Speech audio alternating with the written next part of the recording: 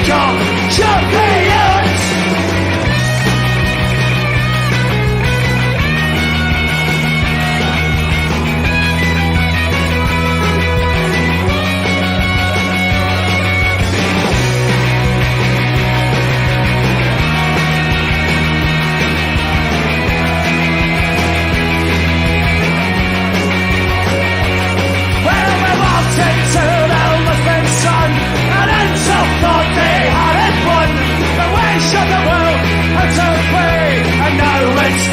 Celtic way, wait for the ball from side to side, and then tell me, try to hide, the wait for the ball from front to back, attack, attack, attack, attack, 67, and then he's a bursman, the buzzing and a thousand. Hello and welcome to episode 118 of Celtic Rumours TV, the Bawz and Bovril podcast with your host Mark and myself Paul. You can check all out the links to the podcast in the description below, including our forum page, the podcast www.celticrumours.co.uk. On tonight's show, we will have a match reaction of today's game against St Mirren and look back at the League Cup final because we were unavailable last week. We will talk about Ange's recent comments saying he's here to stay, and we look ahead to Wednesday's Scottish game against Hearts. And firstly, I'll hand off to Mark for a few shout-outs. Oh, thanks very much, Paul. A few shout-outs to some of the lads off the forum. Old Tim Alloy, Rich and his family. Big shout-out to them this week. I'll speak to you offline about that, Paul, later on, bud.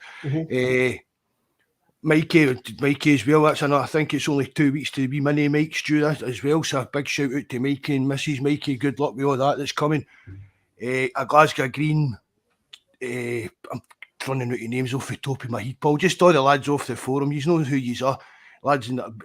I saw you on the forum there. I know Eddie. I know who you're. I'll be sticking my head. I can't believe that you done that. Did you see what you done, Paul? He was on saying, oh, there's no sound. Where's the sound in that? He thought it was. He knew we were starting at 6:30, but he thought it was 7 o'clock. So Eddie, you're here for the start. Thanks very much as always, Bobby as well. Thanks very much, Bobby, for everything, bud. Brian, evening, Brian. Nice to see you. That's it, Paul. Just let's go on with it, bud. Celtic travelled to St Mirren Park today in Paisley. The final score was Celtic 5, St Mirren 1. Goals for St Mirren was O'Hara, Penty, Yata, Janssen, Maida, Abada, O'Reilly, and O with a Penty. Ange started his, I suppose we can say this is his favourite starting lineup with Hart, Johnston, Vickers, Starfelt, Taylor, McGregor, Hayashi, Moy, Yata, Maida, and Kyogo. And the stats for the game were St Mirren 17% to Celtics 83%. They had one shot on goal, which was the penalty. The Celtics 18 did one on target. The Celtics 8? Yeah, 8. Passes 165 to Celtics 780, and there was one red card in the game. Would you think this is Ange's favourite starting lineup, and Mark, because going by the live chat today, and I kind of agree with it, it was such a thin pitch. Was it the right game for me either? We were saying, Ange kind of picks his lineup on the particular games, but no, I don't think he was kind of lost in that game today, Mark, was he? We've spoken about it before. For me, we could pick the starting. We could pick 10 players that are going to start, and the only one that's going to be a change is maybe Moy for O'Reilly. If everybody else is fit, you could just pick there Mikey. And even in Mikey, bud, if you want to come on, Mikey, give us a shout and I'll send you the link, mate. I think that's just going to be like the first choice 10 now. Do you know what I mean, Paul? Plus either Moy or O'Reilly. Moy's playing well now. O'Reilly's been, hopefully that's him coming out it now. That goal, surely that will give him his confidence back as well. But the team that does it kind of picks itself. It really does. But again, Paul, you've got to question some of it. I mean, Jota in that first half was ganting, absolutely brutal. So it was. And I mean, when he scored, it gave him a wee bit of a G up, but he still wasn't the greatest. And that, for me, it's becoming a bit of a common thing with Jota, Paul. Mm-hmm. He's definitely. I'm not saying there's anything wrong. I'm not seeing anything that way, but I think he's maybe having a wee lull in form as well, you know, because just some of the games I've watched him recently, I just don't think he's just quite as effective, as dynamic as we know that he can be for us. Mm-hmm. He seems to be what kind of bugging me at the moment, Mark, about what we got is he's trying these tricks instead of playing the simple pass. We spoke numerous of times, and that's what's kind of bugging me about Yash at the moment. Like, and I don't know, I have to agree with you, like, you know. It's all right doing all these wee fancy tricks and turns and stuff like that when if we were winning 5-1, but no when we're chasing the game. Do you know what I mean? Mm-hmm. Mm-hmm. Just he's a young player. We spoke about it before. It was one of the main negatives of signing him. The scouts and that were all questioning his kind of decision making. So, I mean, there's no doubt his ability. He just needs to keep working on that decision making and get the ball maybe away from his feet a lot quicker to one of his teammates. Mm-hmm. Mm-hmm. I suppose we'll have to start, Mark, because it was the first goal was the Taylor handball. What's your thoughts on that? Well, it just for me, it wasn't a penalty, Paul. There was nothing I thought he could do with that, but we knew it was going to get given. But the thing is, Paul, the referee's standing straight there, clear as anything view for it, and he didn't have any problem with it. But it was VAR that pulled it back. That's not what VAR's there for doing. Mm-hmm. Do you know what I mean? That's VAR. So basically, VAR made that decision for the referee. The referee, because we've said on numerous occasions what VAR should be is for the referee to go and have a look at it again to see if he's missed anything. No, for somebody for them to draw attention to something he's missed, but he didn't miss anything there, Paul, because he was staring right at it. You're lucky if he was 10 yards away. Like there's no consistency, Mark. Like when you look at the penalties that they got away with. With goals and handballs, do you know what I mean? And like, how far was Taylor away from the ball? As well has to come into question. Like, you know what I mean? Like the ball was kind of put up to his hand more than anything. Ball to hand rather than hand to ball. That was kind of the old kind of way that they looked at it. But it was just another controversial, stupid decision, Paul. That did really shouldn't have needed to be made because the referee had already made up his mind. He was there, he was watching it, staring straight at it, and he said it wasn't a penalty. And then again, you've got the time wasted. They're all standing there while VAR will talk about it, and then they decide the referees to go. Then the referee decides to come out and have a look at it. Just a waste of time between that. The ref's just standing there in the middle of the park, Paul, with just standing there doing nothing while VAR's checking that, and then they'll say, all right, you better come out and have a look at that. If they think there's anything wrong with it, you should be there right away. And let's move on to the other decision, Mark, while we're on the referees. It was the Kyogo run. It was ruled a penalty first, but then VAR again ruled it outside the box. But when you look at the replays, Mark, the contact was made when Kyogo was actually on the line. So is that not a rule anymore? Is that not a rule anymore? Well, it seems to be now. I heard them talking about when the foul sequence ended or some rubbish like that, Paul. That's the kind of part that they're coming out with. So it doesn't matter when the initial foul started, it's where the foul finished. So I've gone with that. If that's the reasoning, you can get fouled outside the box and roll and you get a penalty for it. Well then, if that's the rules, Mark, Kyogo was fucking in the box. Do you know what I mean? Paul, but that's the thing. The rules are that crazy. I defy, honestly. It's not as if you're all young kids here. We're all, we'll use our young men. Some are a bit more middle aged, but half of us probably don't know the actual rules of football anymore. Because they've chopped and changed them that much, and all this stupid carry on that they're doing with VAR, and you can be off with an inch of a football boot after I've looked at it for every possible angle and stuff like that. It's an absolute nonsense. And fair play, Andy Walker had a bit of a rant on it today about how it's not getting used right, and that's the way it should be, Paul. It should be and called out whether it's right. We see keep saying that, I know whether it's against us or for us. We need to keep calling it. I noticed there actually he kind of changed his tune today, Mark, when he wasn't live on the commentary. to when he was in the studio. Do you get me? You know? Oh, I never. How was it Andy Walker on the commentary as well? Aye. No, he was in the box. He wasn't in the commentary. I think it was someone else in the commentary today. He was actually in the studio box. Was Chris Bawz. Aye, aye. So, Well, that was where I seen him. That's where I seen him kind of saying it's not getting implemented right. Evening, Mikey Bud. All right, could you hear us? All right, yeah. yeah. Aye, We're just bang on, talking about the Kyogo incident, Mike. Just your thoughts on that. Like, I just don't know the rules of the game at the moment. Like, you know what I mean? Well, after today's game, like you say, I don't think anybody seems to know the rules like that. No, I mean, like it just annoys me the double standards with Scottish football and the decisions. And I mean, it happens to other clubs as well, but it seems to be happening more with us. Like you says, with the penalty in the first half, was it a penalty? Oh yeah, fine. If it was a penalty, if that's the handball rule. But then what happened at Hearts in that at the start of the season when the boy nearly caught it in the box? That's the one I always go back to, Mikey. That one with the Hearts against Hearts. And then, like it says, where Kyogo going into the box, they got a penalty 2 weeks ago or something against Partick Thistle, which was exactly the same. Yeah, and they got the penalty for it. Exactly. Was Tillman want it? Yeah, Tillman. Yeah. Yeah. So I think that's what's annoying me just now with this whole VAR, and Andy Walker hit the nail on the head. And I'm not particularly keen on Andy Walker, but when he was in the studio and when he said that VAR implemented wrong up here, and he's right. No, I mean they go out their way to try and find the problem, but every single goal. That's not how VAR's meant to be. No, I've said that if it came in, Mikey. It's just not been the way. It's just not been run right.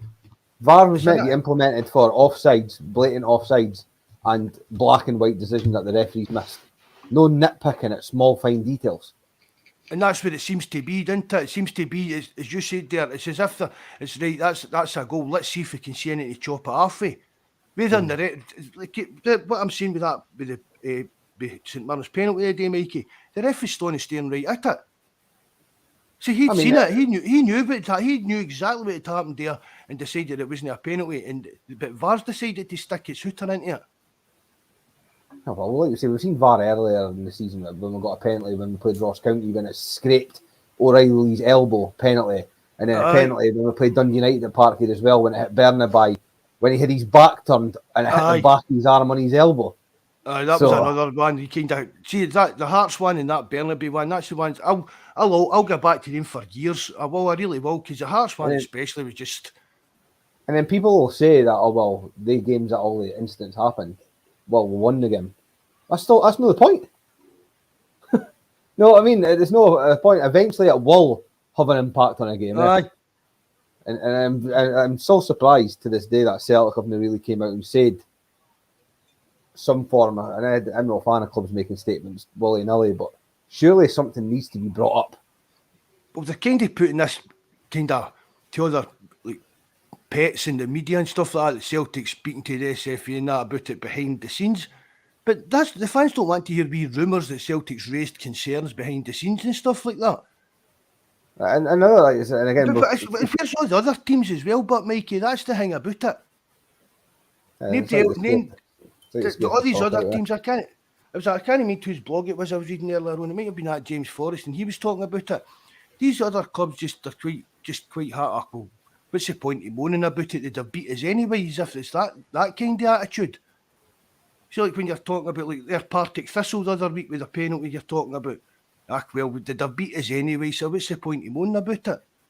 That seems to be the kind of attitude for the other teams, doesn't it? It just annoyed me, like we talked about earlier, when I phoned you regarding even the time I'd have done. We just went, like you says, we watched the World Cup. All the time wasted. There's only 4 minutes then, Mickey, at half time, yeah. And you're getting 10, sometimes 14 minutes added on, because that was how long the ball was out of play. And even the day, 4 minutes added, there was at least 7 minutes between VAR and time wasting in the first half. And to make matters worse, he blew it early, before the 4 minutes. I noticed that as well. But as I said to you, Mickey, that World Cup thing, that was a FIFA directive. Yeah. And UEFA came out and said that they weren't looking to use that method or that. But as I said to you as well, there's got to be. I mean, some of the stuff in the World Cup was ridiculous. Do you know what I mean? We're not wanting to end up like American football where it stops every second's kind of counted to make sure we play a full 45 minutes. But there's got to be a happy medium. Look, you were talking about it. Look at the time wasting for that goalkeeper today. But no ball boys appeared marked till St Mirren. Yeah, but that's what I said. I said that to Mark earlier. I was like, and I mean, and people can say it's petty, but surely there's got to be some form of rule regarding that. I mean, surely ball boys is like customary at a game, no? I'd have thought so. You'd have thought it'd be part of like kind of the match day arrangements into it and such. Or surely, if that's the case, then if there's no ball boys, then there's no ball boys for the full game. I know just when you go behind, you can't pick and choose when you bring them out. Like, they're no toys. But there again, what Bobby said, he said that earlier on in the day. What if we'd scored before their penalty award? No, well, they just rolled the goal, would they? Exactly, yeah. That's happened before in other countries. Is that how that works, Mikey? They just pull the plug on the goal, yeah. Because they just go back because that's you go back, yeah. Pull the plug on the goal. When they fancy that happening at Celtic, do you know what I mean? One of our big games. Mm-hmm. But another thing I was like, well, and it seems like we petty things and that, and it's just regarding that kit. Everybody says that kit is like a bad kit or what. I actually think it's quite smart, but that's just my personal opinion. But how could Celtic no wear the green and white today with their black kit? Like, how could Celtic no wear their home top today and they had their away kit on? That they had on, like, how was that not a possible thing? But even how does the St Mirren away strip clash with our home strip? The lines are totally different colours and going in different directions. Mm-hmm. So I found it was strange that it was the SFA that stepped in to tell us what we're wearing. It was the referees, under the referee's guidance or something. Yeah, I just found that all very strange as well. I just thought, well, why not just both wear their home tops? They're totally different for each other. Their shorts no black as well. Even at that, St Mirren's shorts are black and yours are white. I've seen your trainer collection that, Mikey, so I can understand why you like that top, but it's not for me, bud. Like I says, it's just, I think it was a bit different. Like it's not the colour or that puts me off or that. It's just the general. I'm not a fan of like third and kits, and sometimes people got fourth kits and that. Like in my opinion, she home and away, and I just didn't understand how the home kit could be worn today. And surely St Mirren and that petty that they could just wear their black kit. You know what I mean? It's a kit. You know what I mean? It's just to stop a colour clash at the end of the day. It's no trying to get one over on somebody. Yeah? No, it's just a kit. It's weird. It's weird that even there's been an issue with it.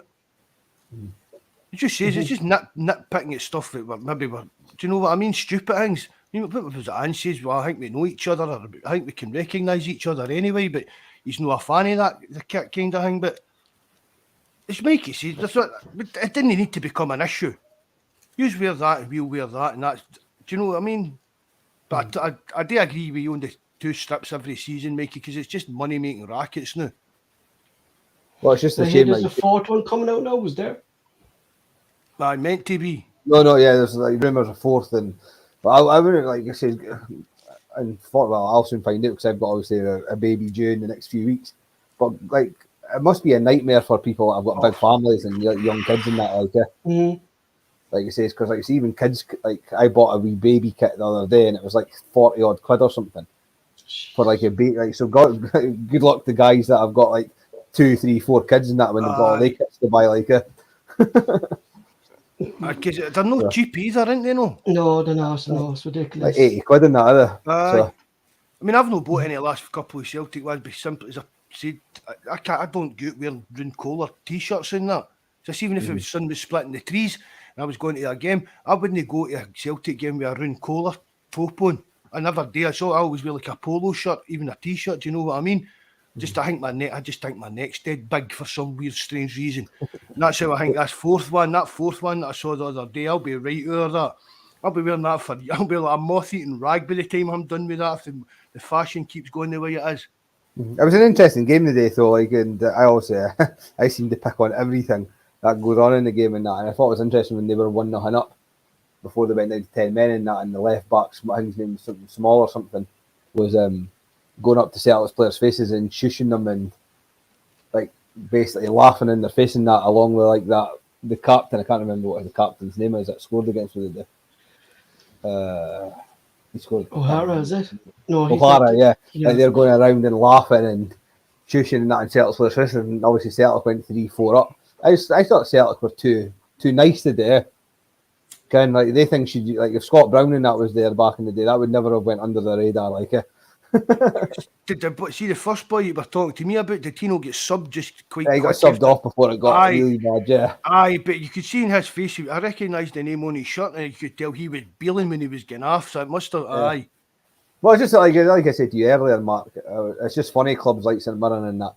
And obviously they're having an alright season and that, they're not a bread club and that, but and obviously they beat earlier in the season and they raised their game for one half of the day. But it's just funny how they can raise themselves for that one game, eh? You know what I mean? It'd be like if they actually played like that last season, they'd maybe get a chance for challenging for the league. Eh? Do you think though, like maybe something like would have gone into the players' heads that they didn't score at St Mirren's Park this season? I think is it 250 minutes they were saying before Celtic scored. That was the how many minutes? Do you think that maybe played in their heads going into that game? It's definitely something because like I kind of we beat them. Was it no 5-1 a few weeks ago? At Parkhead. Like if anybody actually watched that game or was it? That wasn't a 5-1 game. It was tighter than what I looked at, and like even today, obviously they went into 10 men, and once we went 3 up when a bar scored, it was curtains. But that Robinson, I can't stand him. Like you say, he's always had a thing with Celtic, even when he's Motherwell manager, the way he goes about his business. But he's definitely got the players dialed in for that game, like But it's just a shame that they didn't seem to. Soonest tried to sign him when he was at Rangers. There's stories out when he waxing lyrical about staying with McCoist's mum and stuff like this, and he offered his brother-in-law Ibrox season tickets if they would get him to sign and all this kind of pattern that. So you're quite right to hate the cunt, Mikey. Yeah, I just went and seen Eddie putting I seen Eddie's just went and put like the VAR discussions and that, but based on what I've heard and read, it's only a matter of a season or two that comes into Scottish football that you'll actually hear the VAR calls and they'll actually give you a breakdown of what like why they've given a certain decision over another decision. So it's only a matter of time anyway before. They tried it at that World Club Championship thing. That's the thing. In terms, you spoke to Terence. He's been talking about it in the rugby and that for ages about how good it is in there, and that's what should be going on. Do you know what I mean?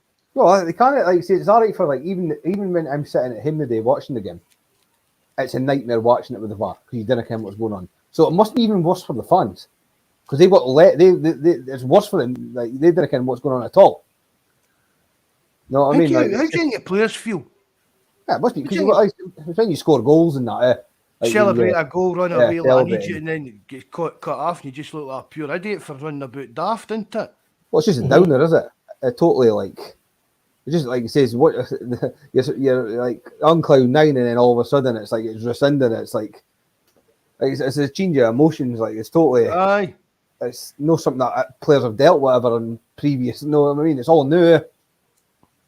But evening, you, Deef, mate. Thanks very much for coming in.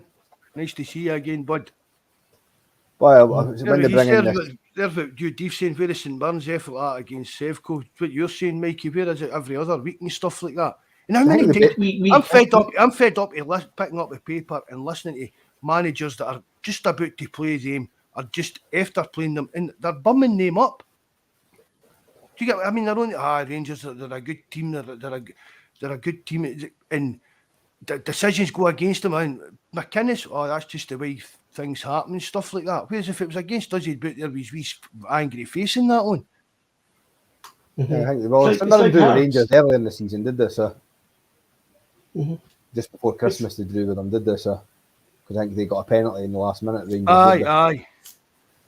But they just don't seem to. They just say they'll no moan about anything when they come up against them. It's like Hearts. Hearts are two totally different teams. At any time they're up against Rangers and then they're playing anybody else.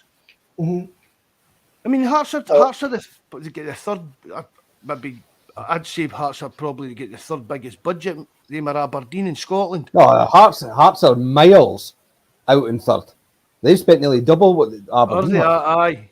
But it's just, but I mean, surely Hearts should be looking at as a club. Look, we maybe not finish second, but we could maybe nip a hint against our heels for a couple of seasons and then maybe steal second off of them.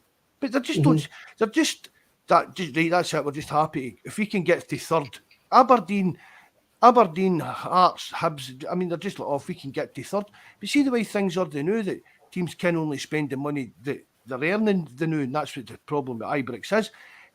They teams are a lot closer to they will be maybe a year, 2 years will be a lot closer to them now than they'll ever have been probably because of that. And it's time for one of these other teams in Scotland to kind of step up a bit, I think, and try and just see how safe it is there. That's true. When we just speak about Jota Denmark, like something came to mind to me. Is this what big players do? They step up when they're not having a good game, and he does. Like that's 18 goals now and 18 assists. Jota has so far this season. But you can't deny the fact, Paul, that he's played really poor in a lot of games. But he's still kind of getting the goals though as well, don't he? I think what annoys me with Jota is and Mark knows what I'm going to say is I'm all for like a trick here and there and Paul's the exact same. I know, Mikey. I absolutely detest it. Like we were like 0-0 a day and then getting bit and he's doing like chops inside and flicks here and flicks there and it's like, I mean, just get the bar down and like get the bar in the box, No, I mean it's just unnecessary, and he needs to stamp that out of his game, like. That's what bugs me, like what Mikey's saying there, like when he cuts in, and Taylor's after making that overlap, practically on up the sideline, and Jota then doesn't do that pass to get the ball crossed in. Do you know what I mean? He's trying to like we criticised Mickey Johnson for fucking doing it, Mark, for practically 2 seasons while he was here, but do you know what I mean? Instead of doing that pass. Well, you try to beat 2 or 3 men. That's what you seen Abada with a bit of difference today, like he says, and he's not been ungrateful for him either. But with the third goal, just knocks it apart, bits the boy for pace, thumps it in the bottom corner. Great goal. I mean, no tricks, no flicks. That's just what just get the boy get past the boy and then biff, get the ball in the goal. You know what I mean? Like he's a good player, Jota, like but he's got a long way to go before he's the finished article, like. I mean, we were just saying before he came on, Mikey, there's no questioning that he's got the ability. It's just he needs to get his decision making more on point and get the ball away from his feet a lot quicker. But how often does he really hit the byline, do you think, Jota, during that game? Rarely, Mark. Very, very rarely. And you're looking for them to mix it up a bit and so that the defender like knows they're going to go wide or no.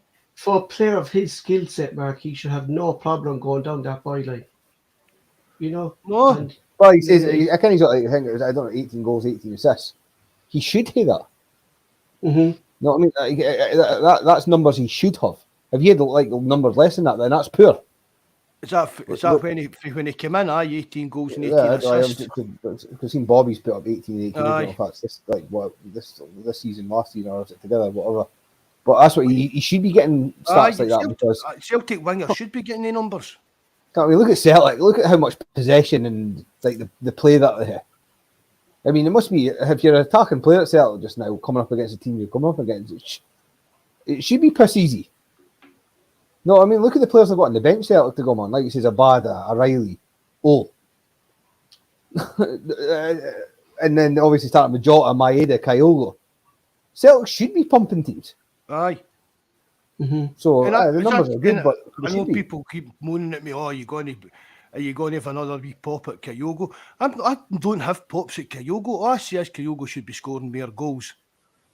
And your own eyes with the amount of sitters he missed tells you that because he shouldn't be missing them. No, I mean, the other day, I can't even remember if Kyogo get mentioned during the game today. I think he had 3 touches, Mark, in the first half, I think. And then again, but that's back down, Paul. They're putting crosses into the box. Exactly. St Mirren sitting there with a 5-man defence and a three-man central defensive midfield. You know what I mean? And they're punting in crosses to a wee 5'7", 5'8" Kyogo. So that's never going to work for Celtic. And he's not great in the air. He scored a couple of headers, didn't get us wrong, but he's not great in the air like it.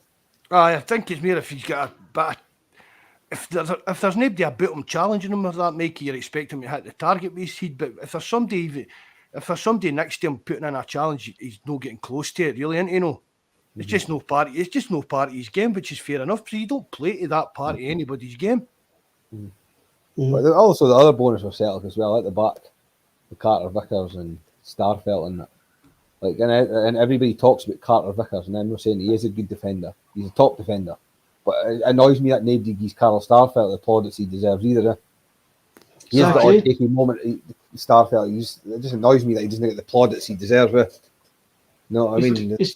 You're not allowed to now, do you know what I mean? I said it to you. People spent that long giving him dogs abuse or absolutely nothing, really. Mark, it's just I've said it to you numerous of times that this pairing between Vickers and Starfelt is the best pairing that Celtic had in a very, very long time.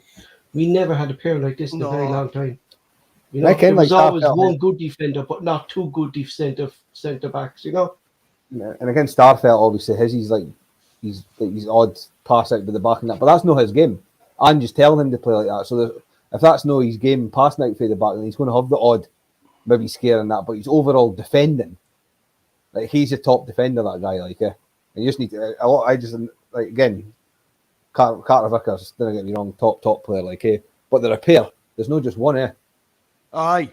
You know what I mean? It would take you a lot of, see, like, one of the reasons, I spoke to people down in England about Carter Vickers and that, and they said one of the things that a lot of the Burnley keep would see because his lack of height. Just that was, you know what I mean? He's no big, he's not got the height to play as a centre back.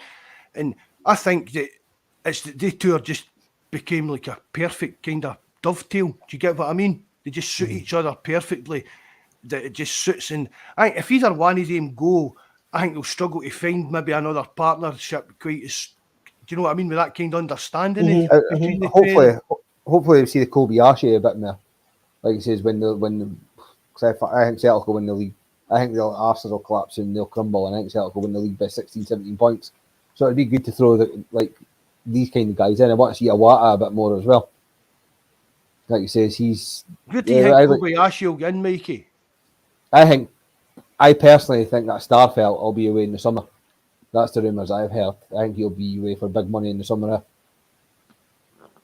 So, like he says, like we talked about many times, Mark, Hatate, as much as I would love to keep him next season, you're talking big money away to the Premier League at the end of the season.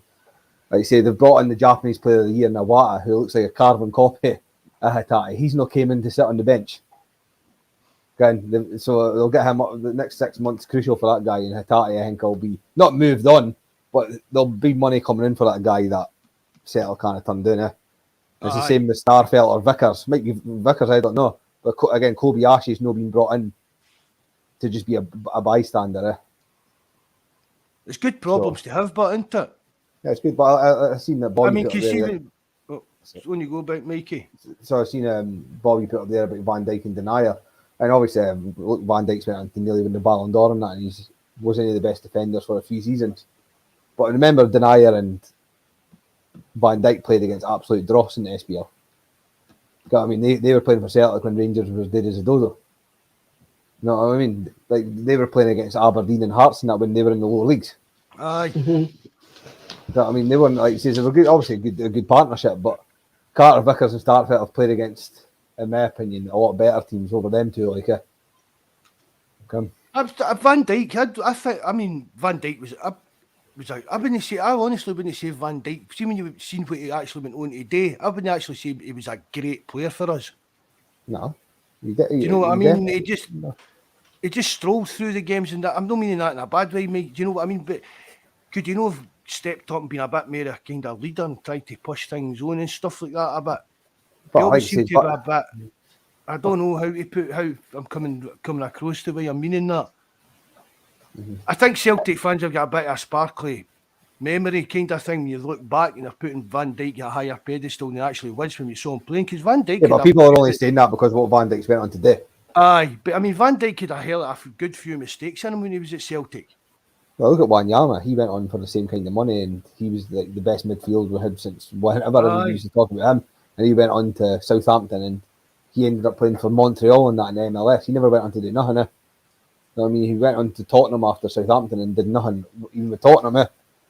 Aye, but his knees get jiggered, wouldn't it?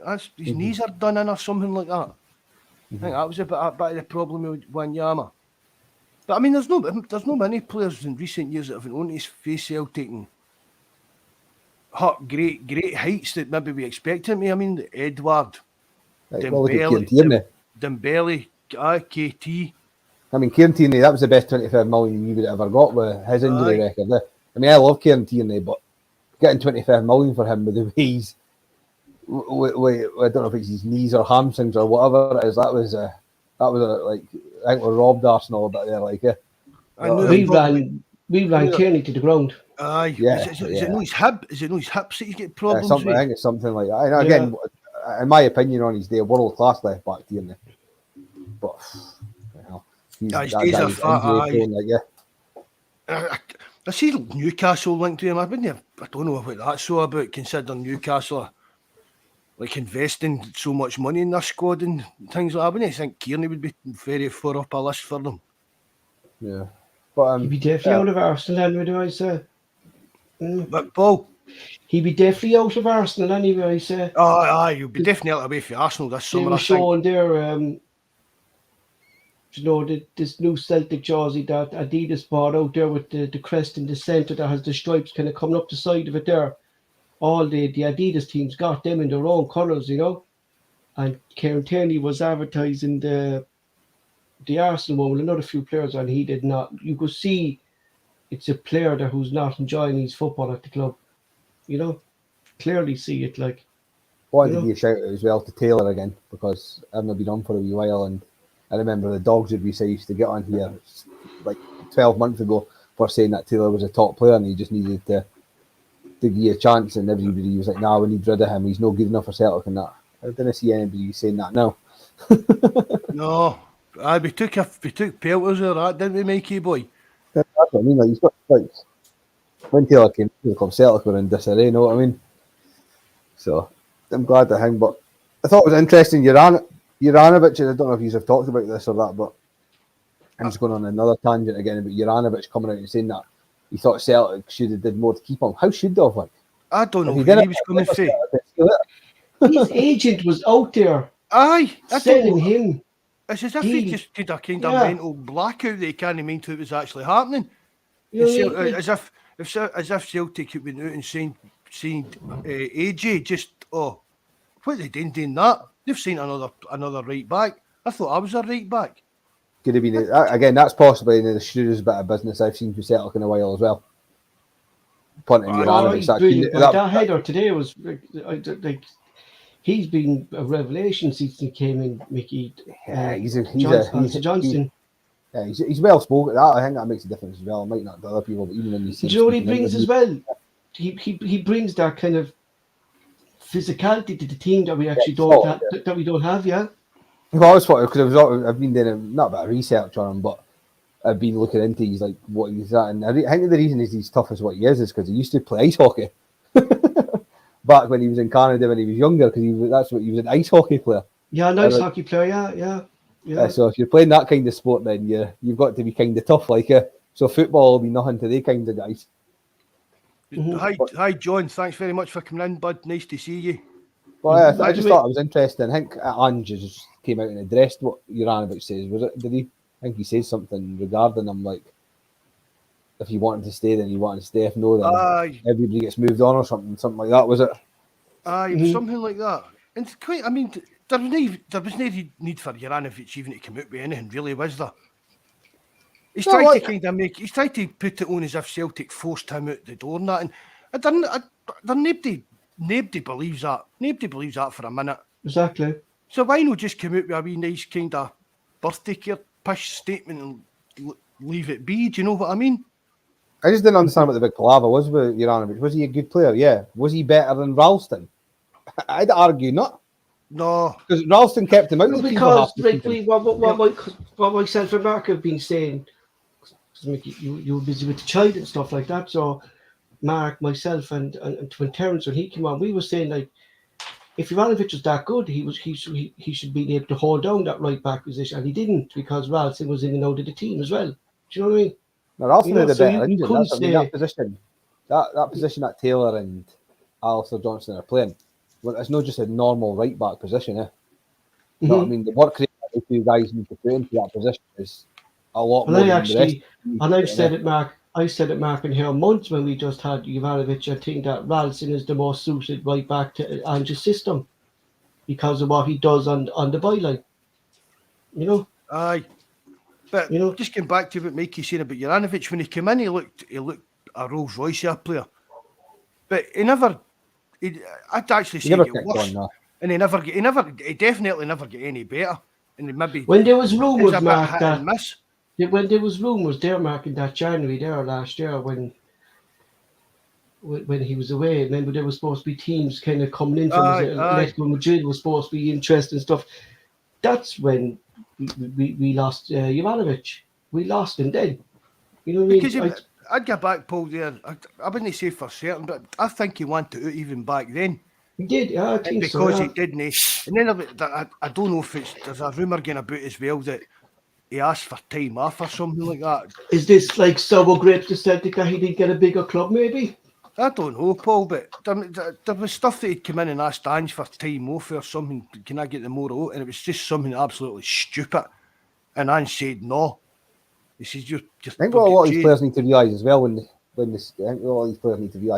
they say that their agents are looking for a bigger club. They'll not get a bigger club than Celtic. No. Because there's only a handful of them in the world. They'll get a club that'll pay you more money. You know what I mean? So I'm just going to be honest and say that the client wants more money. Because they're not going to get a bigger club. For years, Mikey, I've said this, right? For years they've done it now. They come out and say, he wants to play for a Champions League club. That's the kind of part of it. Even the big names, do you know what I mean? All these young English players that are ready to move on to the bigger teams. He wants to play for the Champions League clubs and that. It's not that they want to play in the Champions League. They want to play for the teams that are paying the Champions League wages. Mm-hmm. Do you know what I mean? They're no one. Right, see, it's like I mean, I've said it as well, right? And it would be. See, it's not going to happen. But see, if Ange said, "Look, I've got an eye on a player, but he's going to cost us $80,000 a week." But I'm telling you, even if he's only here 2 years, we'll break our transfer record. We'll get 30-40 million pound for him. Do you think Celtic would do it? No. Right, well, they need to change their mindset on that because. I know what you're going to say, Mikey, but I'm talking about taking that kind of leap. I know there's like we say, we could at least go to 40-50 grand for a player, but I'm saying something absolutely stupid. Kind of wages. There's no way Celtic's going to do that. Whereas doing in England and or that you've got these teams that are paying people $80,000 a week, and that's the norm. So when they're saying, I want to move to a Champions League club, it's no. If the club they're at the new offered them the $200,000, they'd still stay there. They say, it just all comes down to the money. And that annoyed me for years about players coming out and saying, I want to move on and go up a level and play in the Champions League. No, you just want better wages. That's all it is. Mm-hmm. Another thing, obviously, before we go on, I just wanted to bring up Joe Hart as well. Has Joe Hart saved the penalty since he's been at Celtic? No. Joe Hart's only saved about 2 penalties a career or something like that. It's 17 out of, I think, is it the stats about, when I last looked, he only saved about, is it around 15 out of 88 penalties, Mickey. I think that was the kind of I think he's got another year or 18 months left on his deal, so he's going to be here for at least another season. But me and Mark have talked about this, and I just seriously hope that Celtic invest big money into a goalkeeper. Because as much as I like Joe Hart, I don't think he's going to, for next season, I'd like a new number one. I thought he could have got to that the day. I thought he could have saved that penalty the day. I thought it was a bit soft the way you low start one. Like I said, I didn't want a young goalkeeper coming in, like that's it. I mean, one for the future, and I didn't want another older guy. I just want that's one thing with that position. I don't think people realise how important it is. I'd love to get a guy maybe fucking 22, 23 that's established, a top-end goalkeeper, and that's your goalkeeper for the next 4, 5, 6 years. And having Joe Hart in for at least another year, it's got to be good, is it, for the new guy coming in? You know what I mean? About him that they were talking about, like Rangers were meant to be looking at or something during the week, Mike. Is he any good? Freddie Woodman. Aye. No. Bollocks. No, There was reason he I'm was not saying it. shafted No, out I was the job. just because I'm thinking what you're talking about, Mike. He kind of ticks that age group. I don't know We anything much about the guy at all. will link to him, Mark. The time when Fraser Foster first came to the club, he was in Newcastle's books as well at that time. Freddie Woodman. Has he not been on loan to Aberdeen as well? Right, I know He who was that on is, loan in right, Aberdeen as well. He was on right. loan at Aberdeen, and then I think it's Preston. No. Yeah, There's not a for me, but reason, I Mark. just said No, I don't know much about him at all. But just when you see if maybe he's available and people are raving about him, I thought maybe could be an option. and I kind of people probably don't like it because a lot. Even in Rebel, bring Barkey home. Barkis. I keep saying it, right? I keep saying it. People laugh at Barkis. We'll not lose much money off of Barkis. Mm-hmm. No, But this is just this is. Yeah, you no, know, yeah. no, I mean, he's what the top start goalkeeper there in Holland and stuff like that. Yeah, but this is people. That Kelleher isn't he free in Liverpool? He's not a free. That Kelleher at Liverpool, isn't he? No. No, but again, he's no number one either. Even if Celtic were to bring him in, know what I mean? What's he played? About 2 or 3 games for Liverpool. Celtic need an established goalkeeper that is going to be like in the goal for the next 3, 4, 5 years. You know what I mean? Like, well, how long did we have Boric for back in the day? Like Rab Douglas and that back in the day as well. Like, well, we've had goalkeepers for like a good few years. You know what I mean? Like, when was the last time we had a proper solid number one for a long time?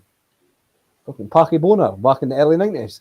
But you're not going to get that now, are you? I mean, you're saying you're not wanting a project, Mikey, and I agree with that.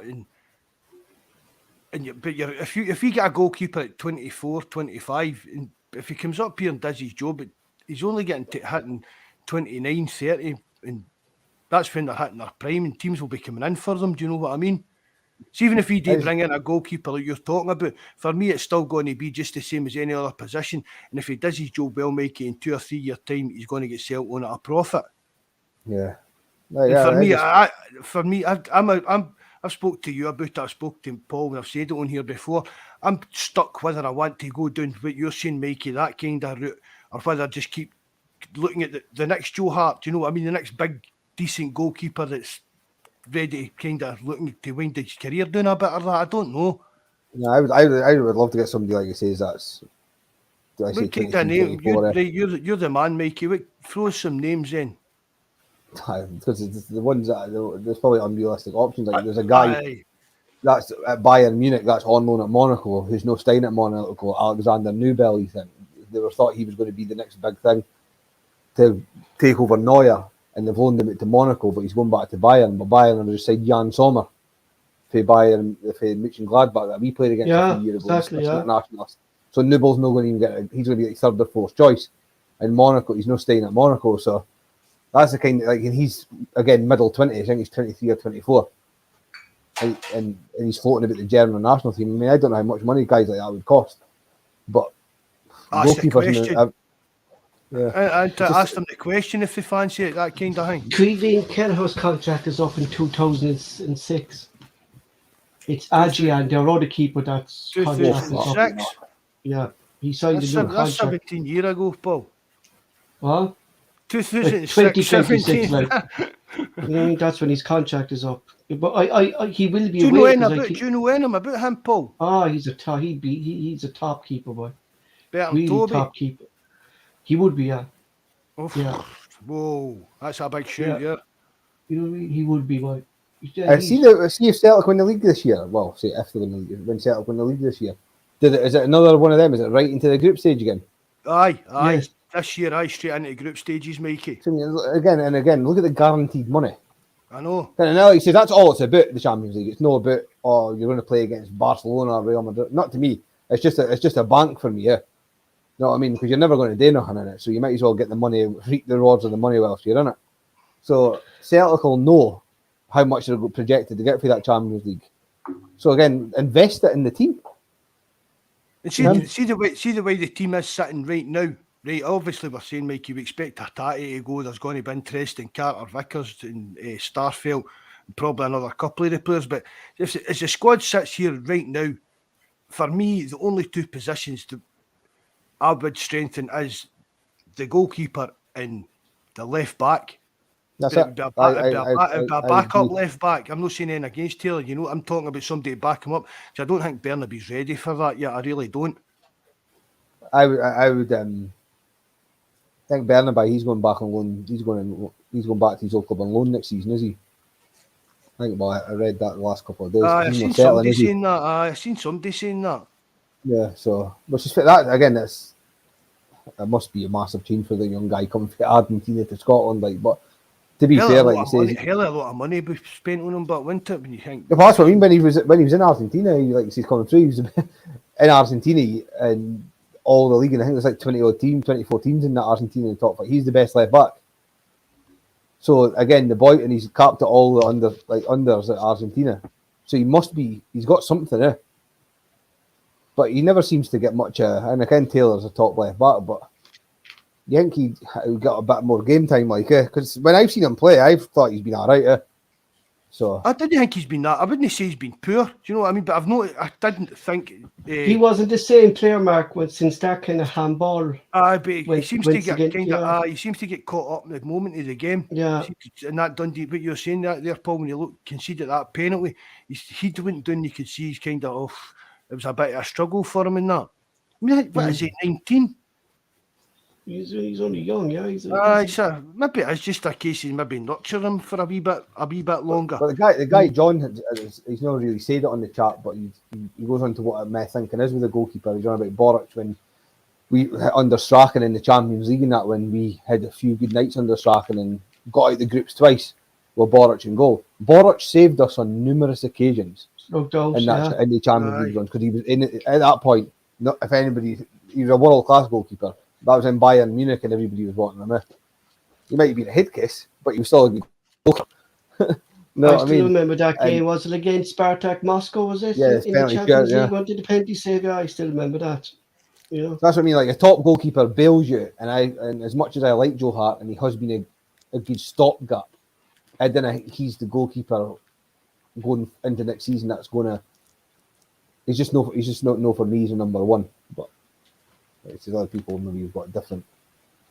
No, I totally agree. I totally agree with that. Plus, as well, Mikey, you've got to even look at just the way Ange wants this kind of sweeper keeper, and he tries. Do you know what I mean? He tries, but at the top level, even at the Scottish level, he's made mistakes. Up at the top level, the mistakes like Callum McGregor. The mistakes are just going to be more obvious and more. I just need to look at what he did at Leipzig when I was over there. When he passed it right to the defender and that, and he kind of shrugged it off and said, "Oh, well, this is the way the manager wants us to play." But again, going back to Guardiola and that, and then no Guardiola's biggest fan, believe me. But he got rid of Joe Hart when he was a City legend, technically, because he can't play through the back. And Ange just wanted him to do the same thing, and he's not got that in his locker. So that's me. I'm not blaming Joe Hart for not being good at his feet. That's just not his game. But if Ange wants the goalkeeper to play like that, then we need to get somebody that can do it. You know what I mean? So Joe Hart would have slotted perfectly into like your kind of Martin O'Neill, Gordon Stratton type teams. Yeah, that kind of just when the ball comes near you, don't no fanning about, boot it, just boot it as far away from you as you can, kind of thing, and stuff like that. Mm-hmm. But a goalkeeper, like you say, is in a left back, depending on what happens with Bernaby, because if they're keeping Bernaby, then would I be happy enough for that? I would, because I think there's a player there. Plus, as well, Taylor's not going to miss many unless he's injured. Do you know? That's what's mental when you think about the Celtic squad just now, based on no one leaving, right? What positions do you need to fill? The only one technically is goalkeeper. Because if you look at Bernaby and Taylor, would you be happy that way next season? I would, because I think there's a player there. You got Ralston and Johnson, great. You got Kobayashi, Starfelt, and Carter Vickers, great. The midfield, I mean, you've got an abundance of talent there. The two strikers are obviously good. Jota, Abada, Haksabanovic. So, I mean, I in my lifetime, I can't remember a Celtic squad being that strong. I really want to see Haksabanovic getting a run in the team. He should get a run in the team, so like you said, even coming on the day. And he's certainly not the quickest, but he's definitely got a bit about him, like Where would you play him, Mikey? Who? Haksabanovic. I think, he Mark, can the play best anywhere. position I saw Haksabanovic in when he played as a number 10, kind of in the middle there when we came on there in the O'Reilly role. That's what I would like to see. Right, we've spoke about it. Right, we think Hatati's probably going to be away next year, so it's going to be Awata and Callum McGregor, and then it's up between Moy and Riley. Is Turnbull going to be there? I don't know, but I'd like to see Haksabanovic getting a run in that kind of slot, like in the centre kind of thing. Yeah. Well, like I says, Celtic have signed him. He's actually on a long deal, Aye. So, and to be fair to the guy, what I like about him, when I've seen him play, he looks like he's got a bit of dig. He doesn't take any shite. And he's quick to noise up the players and that. If anybody tries to put the boot on or that, he just bounces up and shrugs it off. And I mean, I like that. What you were saying as well, Mike, about Alistair Johnson with the ice hockey and that. He was doing interviews and saying, says if I see like we kind of physical, we technical, silky players getting a bit of a hard time with one of the opponents, I'll be the first one in there. I'll be having a word and stuff like that. So you think what's funny about down to a kind of Barney. I don't think AJ. Do you know what I mean? I think that's funny about Alistair Johnson because if anybody watched after the game, the interviews and that, and you hear him talking, he just comes across as a nice like. That's what I was saying. Like that's what I was thinking there as well, Mickey, because he's saying that then he's just such a nice guy voice, and he's saying that then you're looking going, really? They're normally the guys that you need to watch out for, the guys that are quiet. Yeah, exactly. Yeah, like the silent assassin. Yeah, David Hay and that. But like I said, anybody that watched the World Cup with Alistair Johnson, they knew when he was coming in. And people say, well, you should never sign a player off the back of a World Cup. And we were tracking him. Yeah. Like when you see him playing in the World Cup, you knew what you were getting with that. But that even gets back to Ivanovic. What Ivanovic is saying. I mean, we've spoke about it. Celtic's no in the game now, getting out and signing players that they've not been tracking for months and stuff like that. So for Celtic to announce that I've signed a player during the World Cup for after the World Cup's finished, we know Celtic's been tracking that player for months and checking him out. So they wouldn't have been doing that if they thought there was a chance of Juranovic staying. That's why, like he says, with Awata, and I kind of like people didn't want to hear about Hatate and that. But Celtic didn't sign Awata to just sit on the bench when you're the Japanese player of the year. Like I said, even in the short times you've seen that Awata, he looks like another top end player. He's doing what you expect him to do, looking for the ball and moving the ball forward. You rarely see him pass the ball back. You know? Well, me and my mates were talking the day after the match. Me and Jonas was talking about United. And that's what I was saying to him. Like, I think Johnston might be the best signing off the back of a European competition for national since we signed Valharan back in 2000. I can't think of any other player since Valharan that we've signed off the back of performances in the World Cup or Euros that's went on to be a top player. But Mikey, that's what I'm saying. Did we sign Alistair Johnson just off the back of the performances? We've been watching him for months, and we knew we were going for him to get away. I think it was just the icing on the cake, the performances. Like, there's no way that Celtic probably did sign him after seeing him for 1 or 2 games playing with Canada. I think there's obviously I know you're saying Valharan. That was Martin O'Neill just doing his pundit job, wasn't it? Yeah, that's how you signed him. Aye. But it's like it was quite clear, like he says, you hear the mummerings in the camp and Juranovic, and I think he was only in Celtic 5 months, and he was wanting to move on. So Celtic obviously did the homework on that Johnston, but I think the World Cup performances just was, like he says, icing on the cake before confirming the deal. So but even just to actually find him, Mikey. Right, we all laughed and joking about you how you know all these players around the world. Had you heard of him? No, I'm honest. Right. That's one thing I will be honest. And you, as I say, we sit and joke about, we'll get Mikey. He knows him at every player for every corner of the world. How does Celtic find him? I think, Mark, it was Laurel, because he has that's kind of his kind of worldwide web. scouts and contacts and stuff like that. Yeah, like Because let's I face wouldn't it, there was what it was right out the left field, really, wasn't it? A Another- Canadian international kind of thing. The other thing as well, you need to look at as well, and again that he's manager, I think, a standard liaison now. But when Ronnie Dyler was across at New York, I mean, I wouldn't have shocked me if he'd been like somehow involved in like saying, well, he's a top player or something. Know what I mean? Because he came up against him numerous times when he was New York City manager, Right. and he only just joined standard liaison. So you just never know how that could have came about. You could have been in like the Man City system and then popped up, and Mark Lowell's just caught a wee eye of him and kept that going, kind of thing. I mean, it's so far. I mean, it's as if he's been playing. People have been saying it on the telly and that today, but it's as if he's been in that team for years. It really is. A good player top players can play for whoever, could they? No, I mean, I can people say it doesn't work out for certain players and that, like, but most of them just, if you're a good player, you'll fit in, like, Big Lustig will be raging. Wouldn't he? Big Lustig will be, I thought I was the best right back we had for years, and now look at us, we Davy Moyes look-alike. Every time I see Alistair Johnson laugh or smile, he reminds me of the Joker, No, just the Joker, Jack Nicholson. It's just he's not the handsomest chap, isn't he? But we put up with Bawz, so we'll let him off with it. well, yeah, the David Moy thing, is it? I can't find it now. I must have deleted it. He's the head off him, all right, Jesus Christ. You know, here's a sad feat. Celtic have scored 250 goals in 99 games. I think that was our 78th win now under Ange in 99 games. Some About going in 2.5 this. goals a game. But Mikey, 2.5 goals a game. aye. Yeah, I mean, you know, you can't speak about it, but you can't.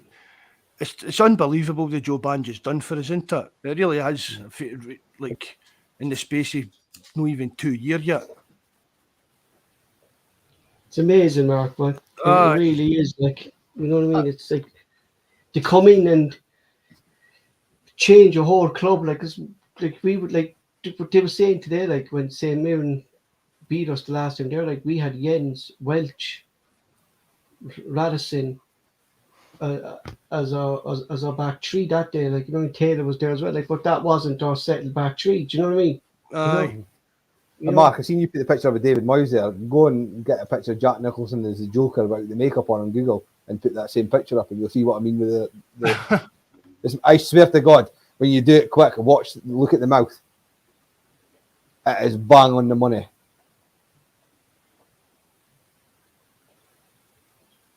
The makeup. Yeah, God, obviously you see the thing like with the heart on it, and then you go back and forth and guarantee it they've got the same mouth. What about a bad change in the game today? I mean, for me, he only played the second half, but he was my man the match today. Abada, where he just changed that game today, Mickey, didn't he? Yeah, he got he was man of the match, was he? You know what I mean? Like he came on and changed the game, and like he says, he's been in poor form, so hopefully this is him coming into form at the, like I say, this is the bit of the part of the season where you want your players to be in form, like and there's no point in keeping too early. This thing, Mark, coming out there kind of this week that he doesn't want to extend his contract, or was that all kind of rumour, or is there anything concrete on that, or what? Or Who? Abada. No, I've not heard anything about that, Paul. Did you not hear anything that this week that his agent came out saying that he won't be, Celtic are trying to give him extension on his contract and he refused to sign it.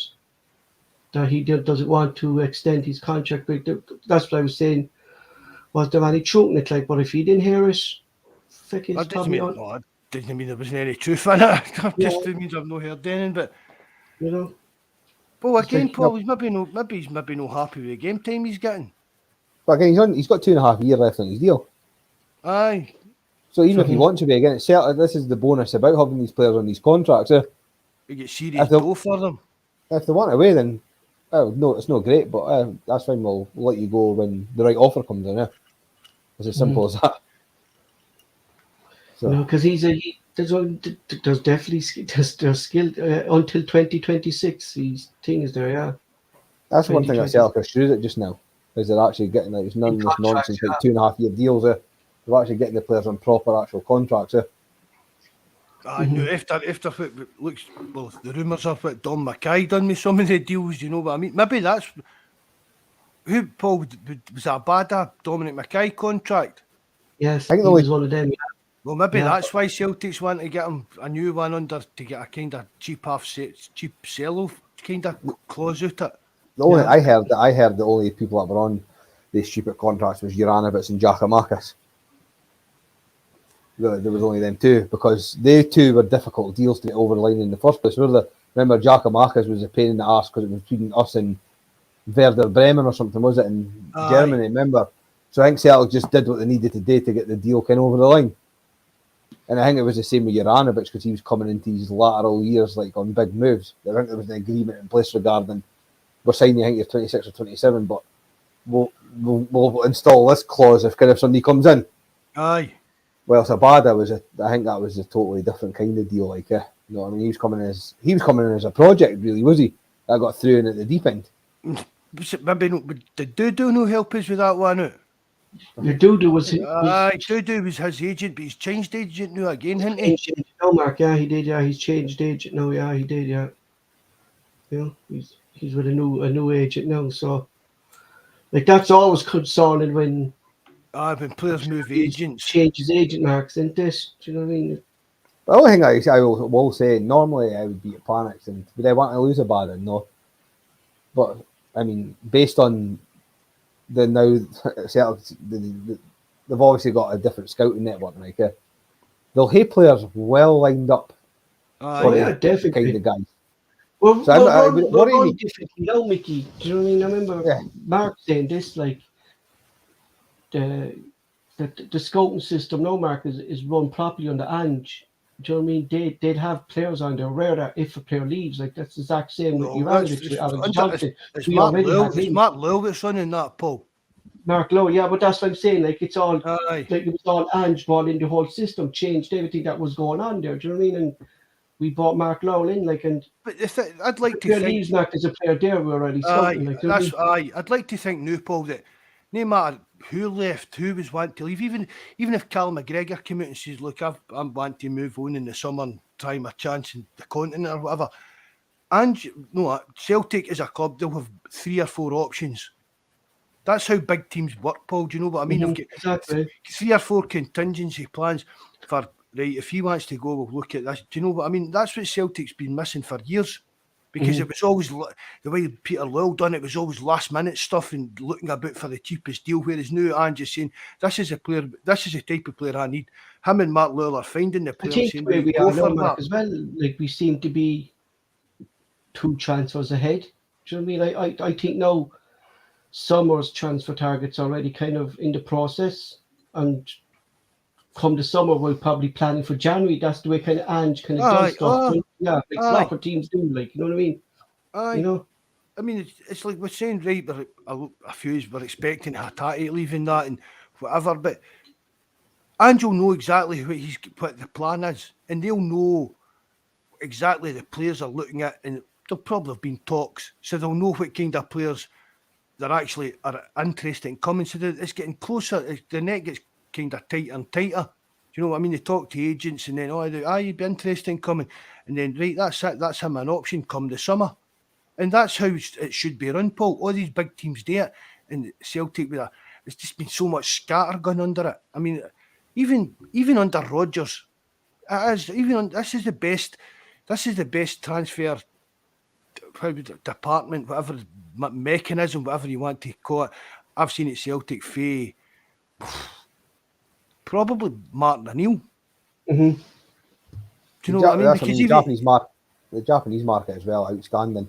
And I just like the prime example is the boy that you maybe don't know, plays for Brighton, the guy Matoma. I know what you're talking about.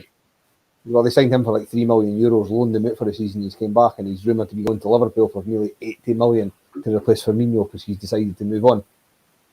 You know what I mean? So this is what I mean. Like, he's 1 season in the Premier League with Brighton, and then all of a sudden he's 80 million. This is when Celtic need to start, like he says, with like players like Hatate and I mean, it's past the days now of like Wanyama and Van Dijk going for 12, 13 million, like he says, to get Hatate out of Celtic. To get Hatate out of Celtic, it'll break the fee of Kieran Tierney, like Well, it should. It should, Mikey. It should, yeah. And I've said it for years as well. People laugh, but I'm just talking about actually inflation-wise. Eventually, Celtic will sell a player for 50 million, but eventually Celtic will spend 30 million pound on a player just because of the inflation, the way the world works. Do you know what I mean? I can remember being absolutely shocked the first time we spent £1 million. Things like that. So things like it's a natural progression.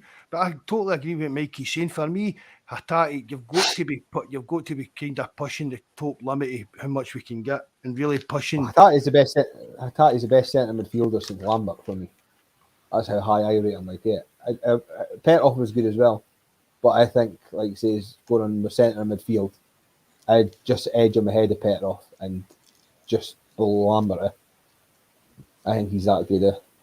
He seems to kind of brought a lot more into his game this season as well, in tracking back and getting into tackles and running the ball back. You know what I mean? He just seems to all-round midfielder this season, don't he?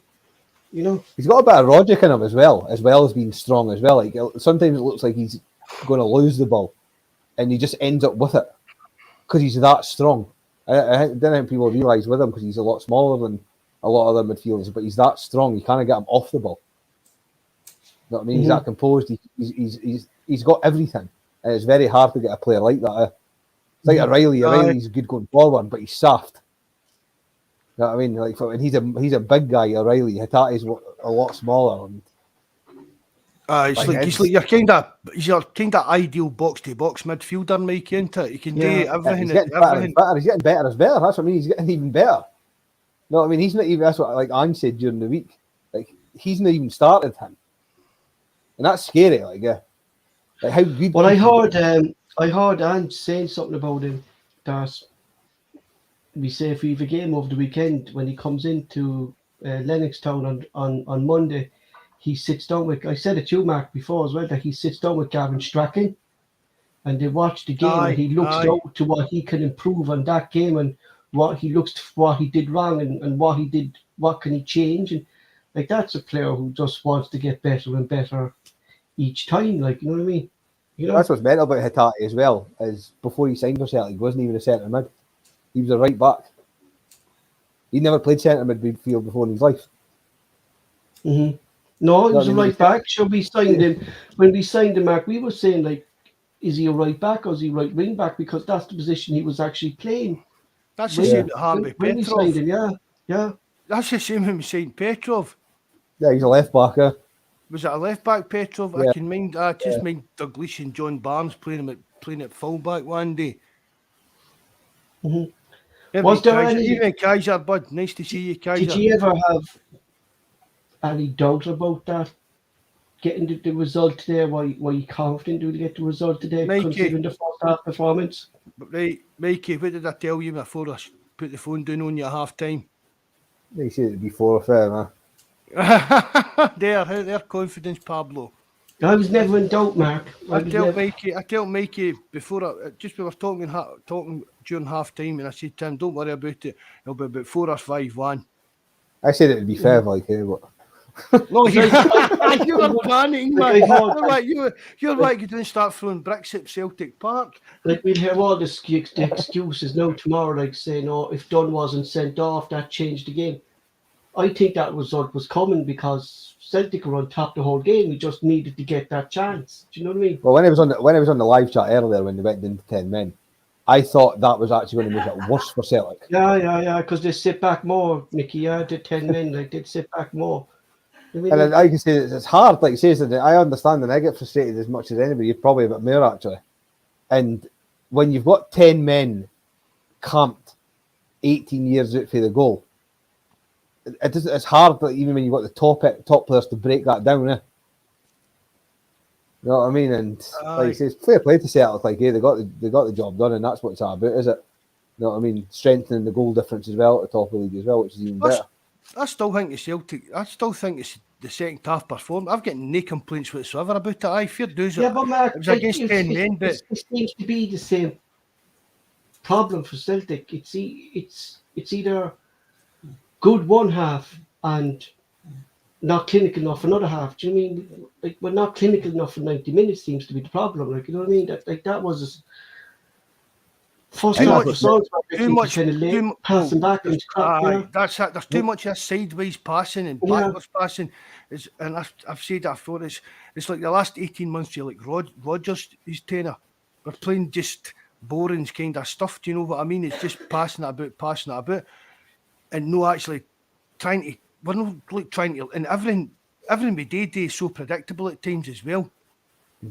Because you seen during the match there today as well, Vickers tried that long pass and it went out the play. And I know it was kind of Ange kind of looked at him and kind of laughed like, "What was that?" Like, but it was kind of a thing as well. Like Vickers, like, "What are you doing? Like, we don't play like that. Like, you know what I mean? It doesn't matter if it's fucking if we're 5-1 up or 6-1 up, you don't play." Like that annoys me though. That annoys me. I said that to Mark earlier as well. That kind of annoys me. Like, I understand everybody's got their own philosophy, whatever you want to call it. Yeah, but see if needs must. Get the ball in the box. Aye. And that's what I mean. That's what the bonus is in the guy. Oh, because he's totally different. I'm looking forward to see him a lot more. Aye. Because he's a lot more bustler and a lot stronger, and he's the kind of player you probably lump the ball up to like. Viduka. A bit like Viduka. That's who reminds me, right? Even down his hairdo. He's got a kind of wee dodgy hairdo that Viduka had when he first came in, but that's who reminds me. He's bold in the way he even plays the game and that. And I thought there was some. I thought there was maybe another one. I think he could have got maybe a penalty for. Did you not notice that? Either of you? It just every time he seemed to get into the box, it just. There was, I don't know who St Mirren player it was, but he was just right, like he was right in about his ankles, and he get brought down again in the box later on after the penalty, obviously. And I thought that could have been a penalty as well, or at least maybe deserved checked. But like I say, it'll be good, like he says. Because the next two games coming up will be interesting. Like I think, I've got a funny feeling on Wednesday. I think Celtic will absolutely pummel Hearts, and I can't wait. Like yeah, it's at home anyway as well. Like, I mean, it's going to be a tough game. Like, it's always like you're going to expect Hearts to come in anyway. Do you know what I mean? Yeah. I just think I think Celtic will wallop them on. Like I say, this is the last week with the cup final, and then this week. This is the most important 2 weeks in the season. Like it says, we pumped them on Sunday in the cup. Won the day, like I say, it's always hard. Like I say, away at St Mirren, got a bit there before Christmas. Right after the cup final, great, get that job done. Hearts home and away, coming up. Like I say, the Hearts at Tynecastle on Saturday or Sunday, whenever it is. That's a massive game, like if Celtic beat Hearts and move them aside, Celtic win the Scottish Cup easy. There's no chance of the Hearts causing an upset at Tynecastle and Rangers ever having a chance against us, like that. I'd agree with that, Mikey. Rangers can't beat Celtic just now. It's just they're just the players they've got. They're not good enough. They can play their odd day. They still wouldn't get a win. They'll maybe scrape a draw every now and again and that, but they'll never beat Celtic. When we're talking about them, then we'll go back to the League Cup and that. We've not spoke about it, and I didn't do a pod last week. That's my fault. Sorry, lads. I was ill. I flew for days, man. I was really feeling under the weather. But so we'll get back and talk about that. We're talking about the Demons. What did you think of that, Mikey? It was. I mean, I'm always nervous before the games, even back when. Nervous. Even when they went. He's a rattling mess, Paul. He's a rattling mess before these derby games. It's just that you kind of like, especially like when you're working with guys that are on the other side of the fence and that, and it's more than just a football match to me. Aye. So even like back when we were pumping them 5 and 6 and that, and it was easy. Even before the game, you're still like, it's still any of the games, But like you say, with Celtic 2-0 up, like you say, and cruising, and they got that lucky goal back with the tap. I didn't think Celtic looked like they were ever going to lost that game. It was just a shame in the end, like you say, because I'm evil like that. I just want them pumped. It was just a shame that Haksabanovic and that and O'Reilly at the end. We could have won that game 5 or 6 in the end, and that was the only. I kind of was a cup final and it was about winning the cup, but I would have just loved for them to really go to town on them. Hold on. Kaiser, put your camera off, bud. You don't need your camera on. Nobody wants to see you, mate. What have I done there? Yeah. Camera on, who cares? All right, mate. Kaiser's pitching, what's happening, lads? Nice to meet you eventually. I know, bro. I said I'd join the last time and then I never came in. Pure spanner. I end up getting away and doing mine stuff, running about gaming and daft crap like that, know what I mean? So what you saying about it? Sorry, mate, I never caught the last point because I was trying to join, so I had to mute the stream down and then join in, you know what I'm talking about? Put the earphones on. We were just talking about last week's cup final. It was banging, mate. Loved the cup final. I think we just outplayed them with sheer quality. I think they came and they competed the only way they could, which is the way you would expect a professional athlete to compete, with physicality. So they had physicality throughout the entire game. I'd say they competed relatively well for 30, 40 minutes in the first half. Second half, they had a wee spell. We kind of fell out of it a wee bit, but just came surging back. Just overall too much power and quality, too much of a bench at Celtic as well. Staggering quality, staggering depth, in my opinion. But that's the thing between Celtic and Rangers, isn't it? I'm going to run in a minute and see what's happening with my wee boy, right? Because he's kicking off. Aye. I don't know if you can hear him kicking off in the other room, but it's all right. He's settled petal. Sorry, bro. No, no bother. As I was going, like what Kaiser said there regarding this, like the different, like them just brute force. They are absolutely honking. Like I don't care about anything. They've got no quality in the team whatsoever. Like Garbage, Mikey. And see the thing about it, right? They're all going on about we had them rattled after we scored a goal, but Mikey, see no matter what game you go to watch right at Celtic Park, you go and watch Celtic against Morton, a Hamilton Accies in the cup. There's always a 10 minute, 50 minute spell that these teams are got a chance. They're on the front foot. And that, for me, that was all that final was last week. Rangers were just like any other team in any other game of football. You get that wee 15-minute spell where you're actually on the front foot and they manage to get something. But apart from that spell, they had absolutely nothing. I mean, are Rangers any better? And Celtic weren't even in first gear again. Guys, I'll sorry, I've seen the comments as well. Is Rangers any better, and I mean genuinely serious, at this present point, than Hearts are when we play against them? No. I don't think so. Nah. It's the same thing, Mikey. They get a wee 15-minute spell and maybe they'll get a goal out of it. But hopefully we've scored enough goals to have the game in the bag. I mean, you take away all their dodgy penalty decisions and all that VAR stuff this season, how closer would they be to Hearts than they are to us? Yeah, that's true, yeah. Like I said, I'll get Buzz to look that up. Do you know what I mean? Because we get penalties when it doesn't matter. They get penalties when it makes a difference to the result. Of course. Do you know what I mean? If we're sitting at 4-0 up, it doesn't matter if we get a penalty. That just makes it 5-0. But if we're sitting at nothing each, you're not getting a penalty. If we were 3-0 up today, we were getting that Kyogo penalty. The Kyogo one? Yeah, when it was disallowed. No, but they weren't against that anyway, Paul. No, but I'm saying if we were 3-0 up, like, do you think we would have got that? Oh, right, aye. Would have been different. Why, well, maybe. Aye, that's what I'm saying, Paul. Aye. Yeah. They'll give us penalties when it just doesn't matter.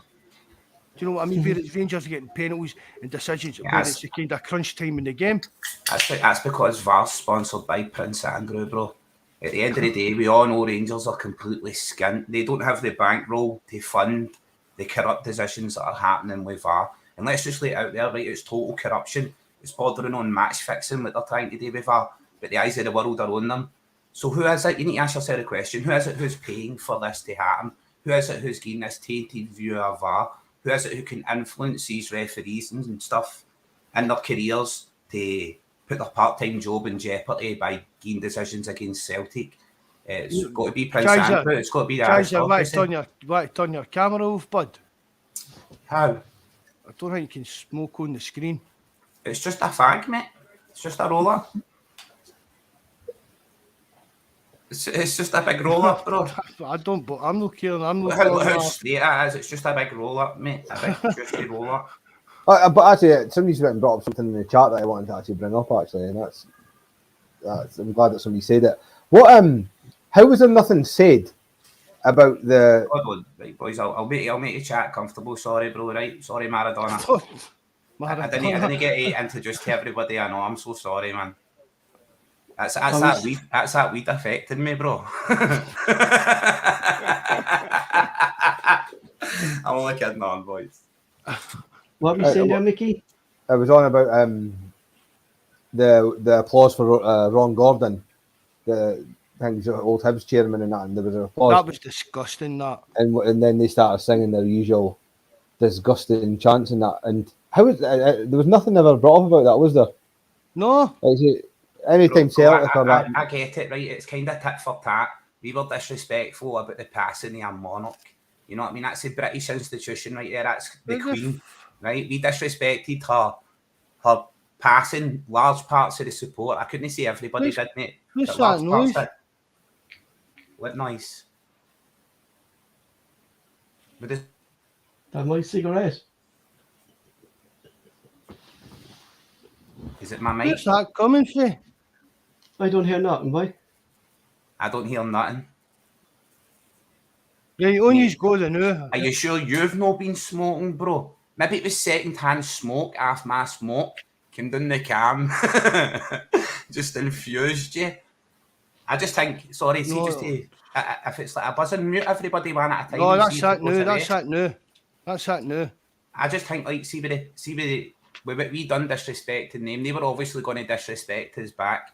You know what I mean? What they're shouting that, but it would never be highlighted the way ours gets highlighted. They never get diminished. And there's another thing kicking off in the media as well, is the promotion of hooliganism and violence at the game and before the games. That's something that I thought was firmly gone, stamped out in the 1980s. You know what I mean? Nobody really wants to be, well, I certainly don't want to be part of that sort of perception at our club. You know what I mean? Yeah, I saw that actually the fights before the game between the two sets of supporters. I actually saw that.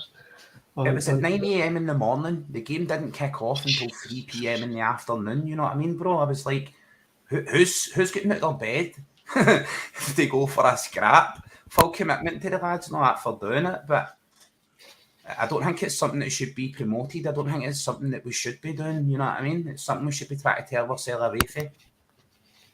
Yeah, I just said, man, getting up at that time in the morning, got for a punch up. That's those days are gone, Mark. Aye, man, it's pathetic when you think about it. Really, I mean, it's meant to be, we'll get in, let them in to set up tifos and that, and it's just getting absolute. Do you know what I mean? It's just assholes, really. You know what I mean? Set up tifos and do your pyro and all that stuff. But see at 9 o'clock in the morning, imagine you're staying next to Hampden, right? You're like, right, hurry up, son. We'll get up, we'll get to the show before all these supporters end up coming down. If you're walking away down for your rolls and sausage on a Sunday morning with your kids, the next time fucking wallop Celtic Rangers fans are running crazy at that time in the morning. Mm-hmm. Why would they know at chapel or in the church? Mm-hmm. That's what they're fighting there. So why would they know at the chapel or in the church? You know, you're getting caught in the middle of that then with your kids down empty, Mark. Like. Just at 9 o'clock in the morning, Paul. Are we doing to pick up the rolls and that stuff like that? And nah, no need for that kind of nonsense. You know, it's really, I don't know. I just hope those days aren't kind of coming back. Like, you know what I mean? They're freaking hooliganism in football, as Kaiser said there. Like, you know what I mean? You don't want to be part of that, Mark. Like, you don't want your club a part of that kind of stuff either. Like, so you don't, you know? No, it's just daffy crowds of young lads. That's all it really is. Too much drinking, that. That's it. Yeah, that's what it is, Mark. You know what I mean? Drinking, they can't handle it, and getting a bit of Dutch courage there before they go to a game. Do you know what I mean? Right. Good night, Mikey, mate. Speak to you tomorrow, bud, right? Yeah, Mikey, it was nice to meet you, man. Thank you, brother. See you later. I'm sorry to brush over things now, you know what I mean, lads? I've not been on a podcast in a while. I love it. You know what I mean? I love giving my opinions. I was supportive of the Green Brigade, especially when they were leafleting, looking for the standing area. So you think they would be looking to highlight everything positive about what they do? Or the charity food drives, or But the tifos. they produce that. They promote the positivity Exactly, mate. stuff like that. It's the media So and what that are that they make doing? them out to be the badgins. What are they doing fighting in the mornings then? If it even was members of that organisation, because it hasn't really been pointed out exactly Well, who it it wasn't was. meant to be. You know what I mean, my man? So it's not even... And it's did not even- anyone from the other side condone it, like, you know, any other kind of union bears, or was it them that was at it that fight? You know, I don't know. I don't even think it was the Green Brigade. No, I think no, it was was that, it? No, I think no, it it was, wasn't. it was that the boys, wasn't it? And they're only a wee group. So I mean, it is. I know the I Green don't- Brigade and the boys were initially part of the one set up, and then they had a wee bust up, and the boys moved up to the upper section in the standing.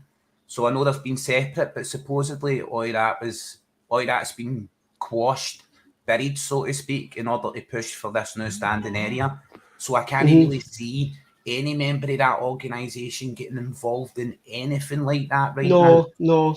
You know what I mean? So I would have to say that looks to me like a fringe group trying to kind of bring the tone down. Why would we want a standing area full of people like this?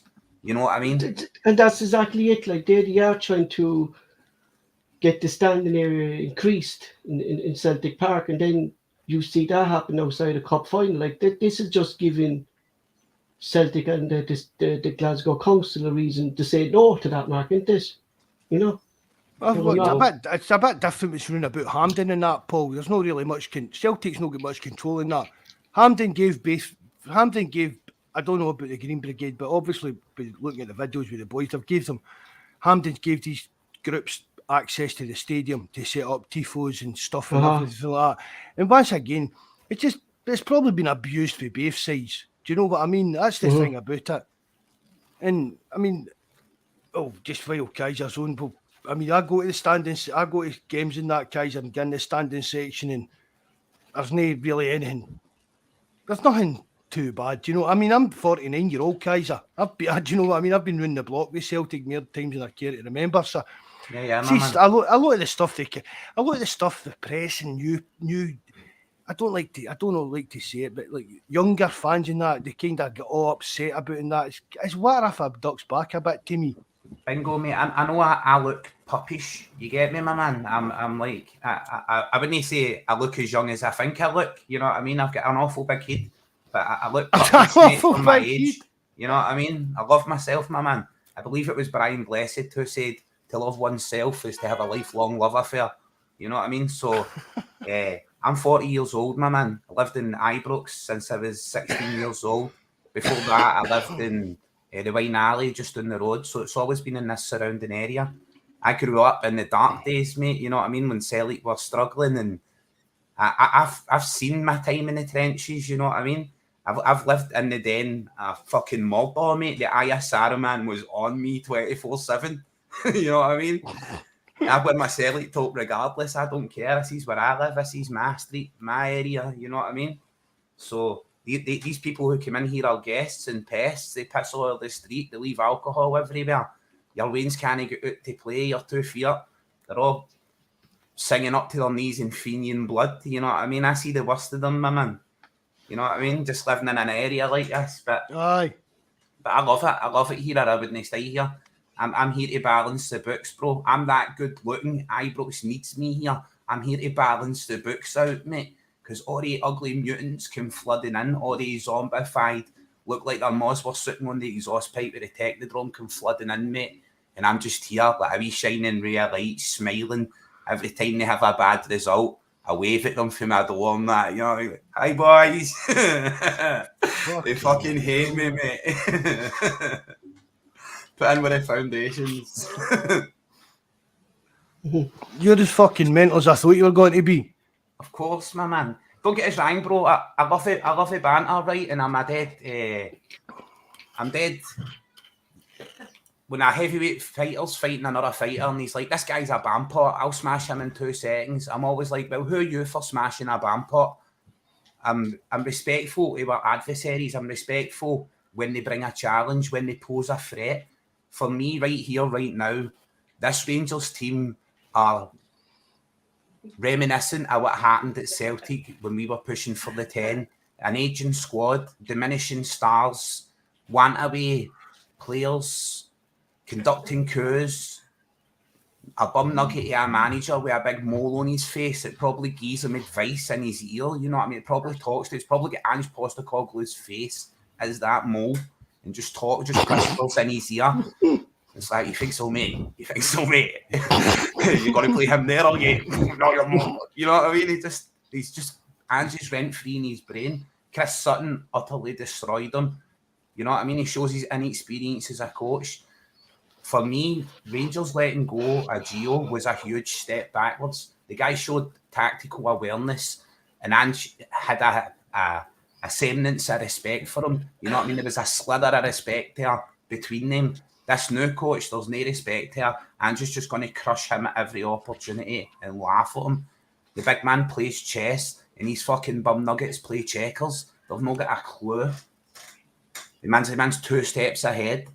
I'm already salivating at the thought of next year's Champions League, and then the restructure of the Champions League the year after that. You know what I mean?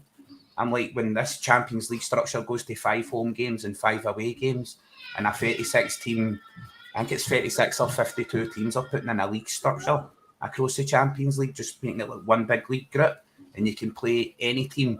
They pick them at random. Any team for that structure, you can play at random. So you can be playing Barca at home, and then playing Zenit St Petersburg away, and then Real Madrid at home. You know what I mean? It's mind-boggling, guys. It's got to be amazing. I keep telling Celtic, I keep on tweeting at Celtic not and saying to them, fuck at Glasgow's planning permission, not they're never going to give it. We had it for Barrafield to develop a training ground, and because COVID hit, we couldn't break ground on it, and the planning permission ran out, so we need to reapply for it. So I keep on saying to Celtic, buy a cruise liner, have a hotel and a casino, park it on the Clyde, and we'll Fuck off, man. Celtic, bro. We'll say like we were Celtic in the Champions League. We'll just cruise away for the 5 away games. Fuck. I've got it all planned, my man. I want Celtic to pure evolve. I want my club to go like pure into the future. Stop this old man 1980s, 1990s mentality that Scotland's locked in. Oh, I agree with that. I've said that for years now, that Celtic need to start acting like you're kind of Bayern Munich, your PSGs and stuff like that. Bro, I would love nothing more than Celtic to come and say to Ange Postecoglou, you know what, Ange? Give us the next 10 years of your career and we'll give you £10 million a year. That's a £100 million contract for 10 years. You get me, bro? We can afford that. We could do that. Give him it, and then any club that comes in and wants to buy him or take him, £100 million for this manager. That's what it means to us in Champions League qualifications every year. He's worth his weight in gold for me, mate. You know what I mean? That's a big weight, that. It's a big... What is that in modern aspect, right? In modern terms, I would say Ange would bluff it, mate. I would give him £10 million a year for 10 years. The next 10 years of his career, he's like building his reputation here at Celtic. The vultures are circling. You know what I mean? I think there's only a matter of time before teams are going to want that experience, are going to want that build at their club. I would want to lock him in. I would move heaven and earth to do it. I agree with that. I've said as well. You know what I mean? Even he's not a spring chicken anymore, but keep him as for manager as long as we can, then give him like a director of football kind of role or that. Build a dynasty, you get me, my man. Move him up. Commit to that football the Celtic way, the Postecoglou brand. We don't stop. You know what I mean? Just commit to that. That's it now. This is the way it's going to be. I also think we should be evolving beyond that, bro. And we should be buying clubs like Shamrock Rovers. You know what I mean? We should have them as a feeder club rather than a B team. They've got pathways into European football. It means like Celtic's B side could be playing European football at a European level, be it Conference Cup or whatever, but it would be a level where you could pluck players for that squad and bring them right into your first team domestically. Right now, there is absolutely no pathway for a player to come for that you've set up into your first team and put up with the pressure of the fans and the win every week mentality. That's how players I totally agree with that. I've said that as well. We've had recently, I've went on loan and then come back. I think they've gained that lack of pressure and come back. Marry a man and when they left, like Calmac. Aye, how long ago was that? Oh, that was a long time ago, mate, when he went to Norwich, didn't he? On loan. Notts County. Notts County it was for a season. That was it, well said. And that should be the pathway. Celtic, Ronnie Celtic Dyler, youth Ronnie player. gave him his start when he came back. Ronnie gave him a chance. But even we lost players at Bayern Munich and stuff like that, and that's because they showed them a path. They showed them, look, this is what we're going to do with you, rather than just saying, oh, they're a contract for Celtic. That's how we lost that Ryan Morrison. Bayern Munich took him out there and showed him all these fancy videos and pressure points and wined and dined his family and says, we'll do this for you, we'll do that for you, and then if Ange's got to plan in 3 years, you'll be playing there and doing this. And Celtic done that, well, they're a contract, it's up to you if you want to sign it. But you're saying like you're similar age group to me, you get me, my man? You'd have grew up playing football in Scotland, right, I would guess, right? So my experience of playing football in Glasgow was a gang of alkies for the pub screaming at the side of the pitch, melt him! While a miter gets volleyed at you full force and everybody runs about like a heatless chicken. There was no... People have a concept of what a player's built like and what a player looks like. Even when you're a young boy at 10, 11, 12 years old, people look at your size and frame and go, you must be a centre-half. They don't let players express themselves. We don't develop players correctly. See, if you just take a wee look at what they do in Japan through school, they bring players into their professional setup, right up to J1 League. They bring them up right through, they graduate them through high school, and when they go to college, they'll all play for like the high school team within the setup, and they cultivate the players and train them. That's what we need to do here. We need to start building Scottish football. I think the diminishment of Scottish football started in the 1980s when the English didn't like it that we were producing players like Kenny Dalglish and that, and the Queen's Stop no ball game signs up everywhere and made all the young guys just drink Buckfast wine and get mad with it at the weekend instead of playing for teams. Because the quality's clearly here, the players are here. You know what I mean? You don't just go for producing that standard of player and quality of player for the streets, for working part-time jobs, to no producing it anywhere, no finding it anywhere. I think the monopoly that Celtic and SFCO have on the youth players of Scotland is brutal as well. Because what they do is they cherry pick all the best players and they lock them into their youth setup, and then they never graduate them to the first team, but they never allow them to go and play for any other teams in the league either. They don't loan them out to like Premier League opposition very rarely. What they should be, they shouldn't even be allowed to cherry pick their players. Their players should be all forced to sign for every other club in the league that isn't Celtic and Rangers. The only way we should be able to get them is if we purchase them. Once they're 21, we shouldn't be allowed to purchase them until they're 21 or something. Some sort of cap on us getting players. And we need them for Europe, you know what I mean? We need to have certain... No, you need the homegrown rule to meet, aye. So we've got that reason to purchase them, I would say, mate. You know what I mean? Something like that, something brought in like that would make it a bit fairer, you know what I mean? And a bit, not fairer, but a bit more capital that we bring in, going back into the league and improving the overall quality and strength of the league, because we're never going to get anywhere playing against 11-man defences every week in the league. We need teams to come out and play against us. No, and that's got to be a thing as well, but it's like, you talk about bringing young players through, but young players, it's hard to break into the Celtic team. Yeah. And one of the big things is, I've said this a million times, Paul, are you still there? Yeah, I'm listening, yeah. Can you not understand his so accent? Sorry, Paul, no? mate, I love to talk. No, I I don't know if you understand your accent, Kaiser. But it's like, me and Paula spoke about it, it's that hard to break in. It's like, if a young player comes in on a Saturday, and if they make a bad pass, that's them right away. Oh, he's garbage, what we doing? Our academy's no good enough. Just because a young player made a bad pass, the fans are on their back. And that's what Celtic fans need to get used to. If you want to bring on your own players, if you want to bring through your academy players and your youth players, the fans have got to give them a bit of leeway. Because they're not the finished article. If they were a finished article, they wouldn't have been Celtic. Now, they'd be playing first team football elsewhere. Aye, I mean, there is. I mean, even the new, right, really, you look at, I mean, let's be realistic, right, the Celtic team, they're all young, good, really good young players, right? McGregor, a bit different, he's a bit old, but the rest of them, they're all just starting out their careers maybe. And see if they get as good as we think they can be, they'll not be as much longer. It's like we're saying with Hatate. Hatate will probably be in the summer for some serious money. But if Abada becomes the player he's going to be, he's not going to be at Celtic. So if Jota becomes the player we expect him to be, he's not going to be at Celtic. 100%. So we're kind of stuck in this kind of middle between where we try to get players that they're not quite the finished article yet, but we're trying to get them on that right path. For me right now, right, bro, there's a falsehood surrounding the transfers, right? And especially surrounding the valuation of our players. Because for me, right, Don Mackay came to Celtic and was acting chairman during July and October of 2021. We signed 3 players within that period who were Scales and Cameron Carter-Vickers came in on loan, Jota came in on loan, but we signed Scales, Juranovic and Gigi.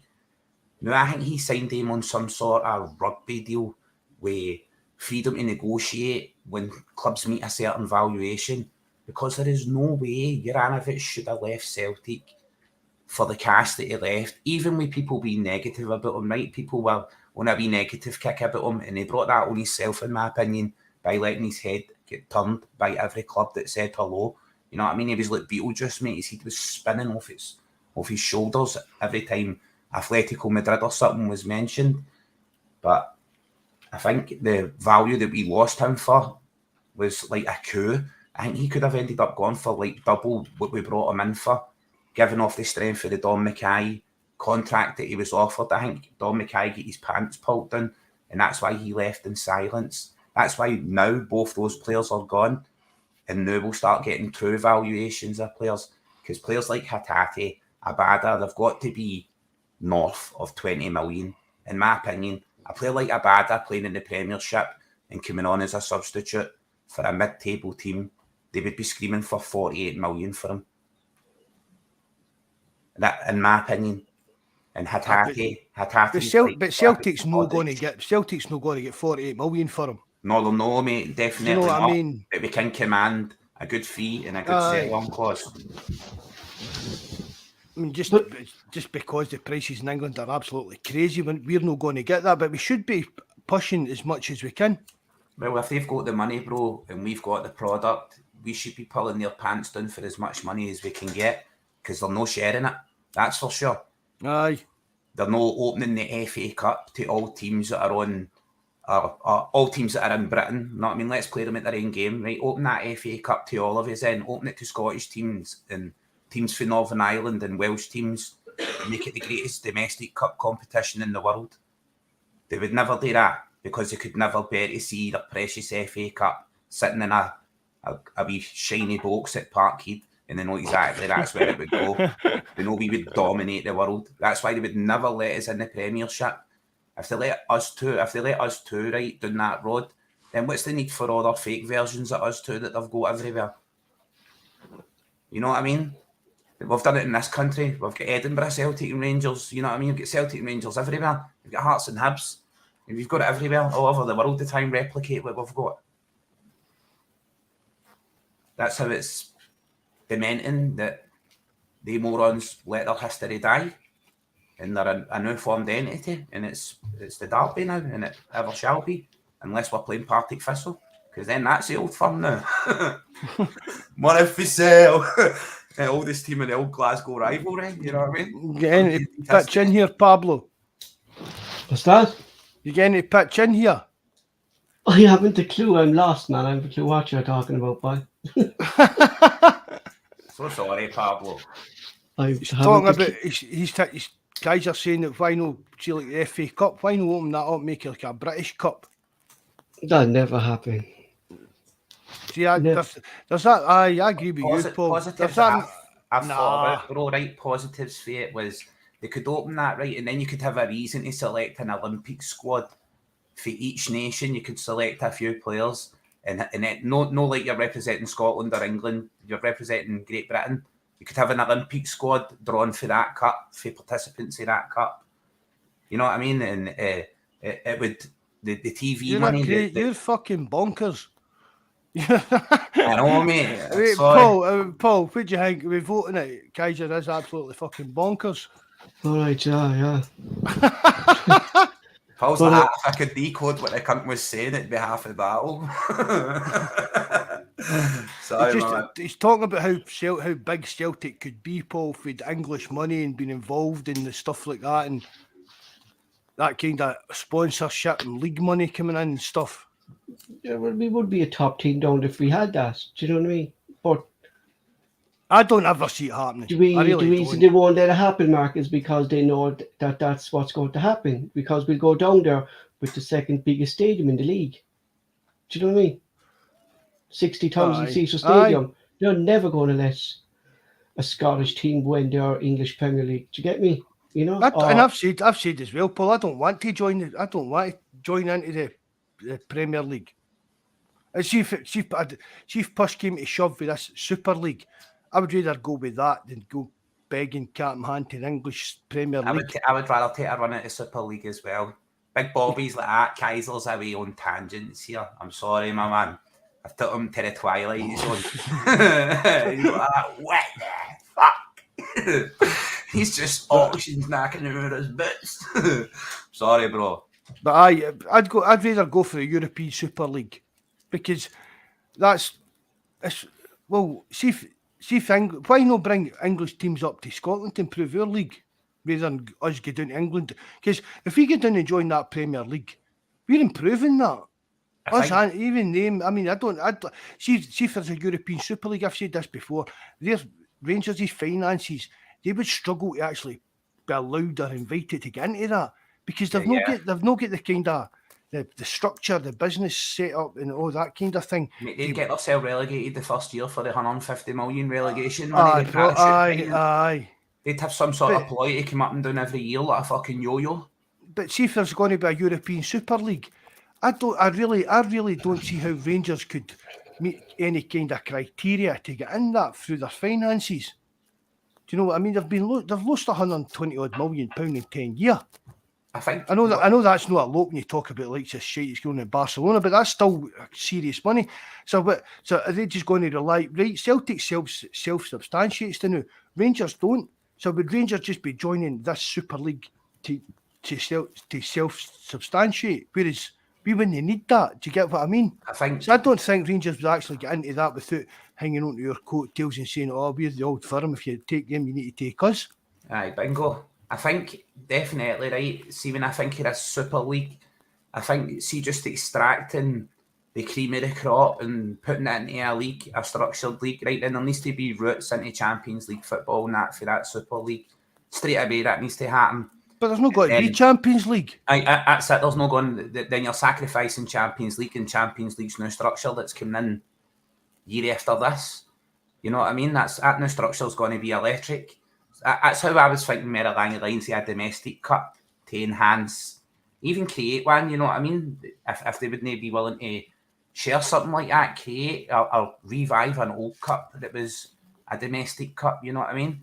I'm sure there was plenty of them, and like with the Super League, the way I was conceiving that would be like the remaining teams that are here in Scotland, right, would compete to finish top of the league, and by finishing top of the league, they would earn promotion over the lowest placing us two applicants. So if we finished 17th and they finished 23rd, then they would go back to Scotland to try and win the league for a year before coming back up and taking the place of the lowest, like improving the other clubs as well, offering them an avenue to get to that big party rather than just cutting all ties and moving away. You know what I mean?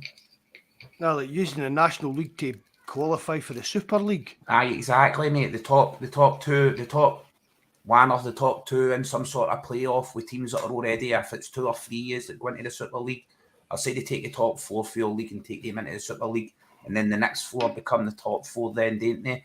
And they'll try to improve quality. They've got the money, the local support, the fans, blah, blah, blah. Where does that go for them? Did they just finish top of Scotland for the next fucking 100 years and it go nowhere? Or did they win promotion into the Super League through playoff style. There's a lot that could be done with it. It's tantalising. I've said for 10 years that the Super League's got to happen. They never bring all the facts, do they, my man? They never lay it all out there and go, look, here's the vision. Sometimes you just need a guy with stones to do that, you know what I mean? But I know Sunday's been quite high up and involved with it for a long, long time before he even hit the media and everything. And it's going to happen. This European Super League is going to happen. Nobody's going to stop it. Even the English teams have shut the nest a wee bit now, but the English teams that are behind the scenes, they're the ones that are kind of prodding. They're playing Juventus and Real Madrid saying, look at the money we've got that you could have.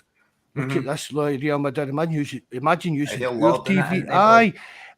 And they're kind of, the big English teams they know are kind of working behind the scenes and prodding like Juventus, Barcelona, Real Madrid to come out with the public stuff. But it's the English teams that are pushing this. Oh, aye. Because there's many of them big teams that want a big chunk of the pie than there is in Spain or Germany. Do you know what I mean? There's only a couple of teams there in Spain, Germany, France and stuff that are pushing this. But England's a big one that's pushing it because they're fed up with the promotion and demotion concept here. I just seen that as a viable route where other countries would also buy into it. You know what I mean, my man, and be like, right, these top teams leaving is going to affect. Good night, Eddie. Good night, Eddie, mate. Thanks for joining us, Eddie, bud. Well, cheers for being here, Eddie. Everybody still in the chat. Make sure you're smashing like as well. If I'm going to talk epic power of shite, you better be smashing like on it. Share it to your pals. I want 19 million people in here listening to my shite. we take that, Pablo, eh? Yeah. 19 million. Pablo can't understand what you're saying. Pablo needs to translate for the Irish. Anyway, Paul, that's nearly 8:30, bud. Want to wind it up? Yep. Cheers, Kaiser, bud. Thanks very much for coming on, mate. Anything, lads, thanks for having us. Anytime at all. That was even madder than I thought it was going to be. This is nothing. See, if I left the cam on and I had my wee filters working, I'd have been dancing on top of Lizzie's box and whatnot. Yeah, trust me, mate, this is the most tame I've ever been in my life.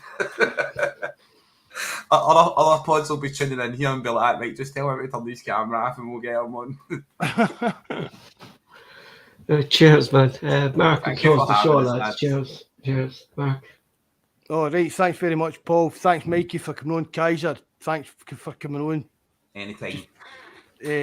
Everybody that tunes in, listens back, thanks very much. If you're not subscribed on YouTube, please do hit the like button. If you know how to leave a comment, and all the people that listen to us on Spotify and that, thanks very much for listening back to it. Hail, good night, and God bless. Night, God bless.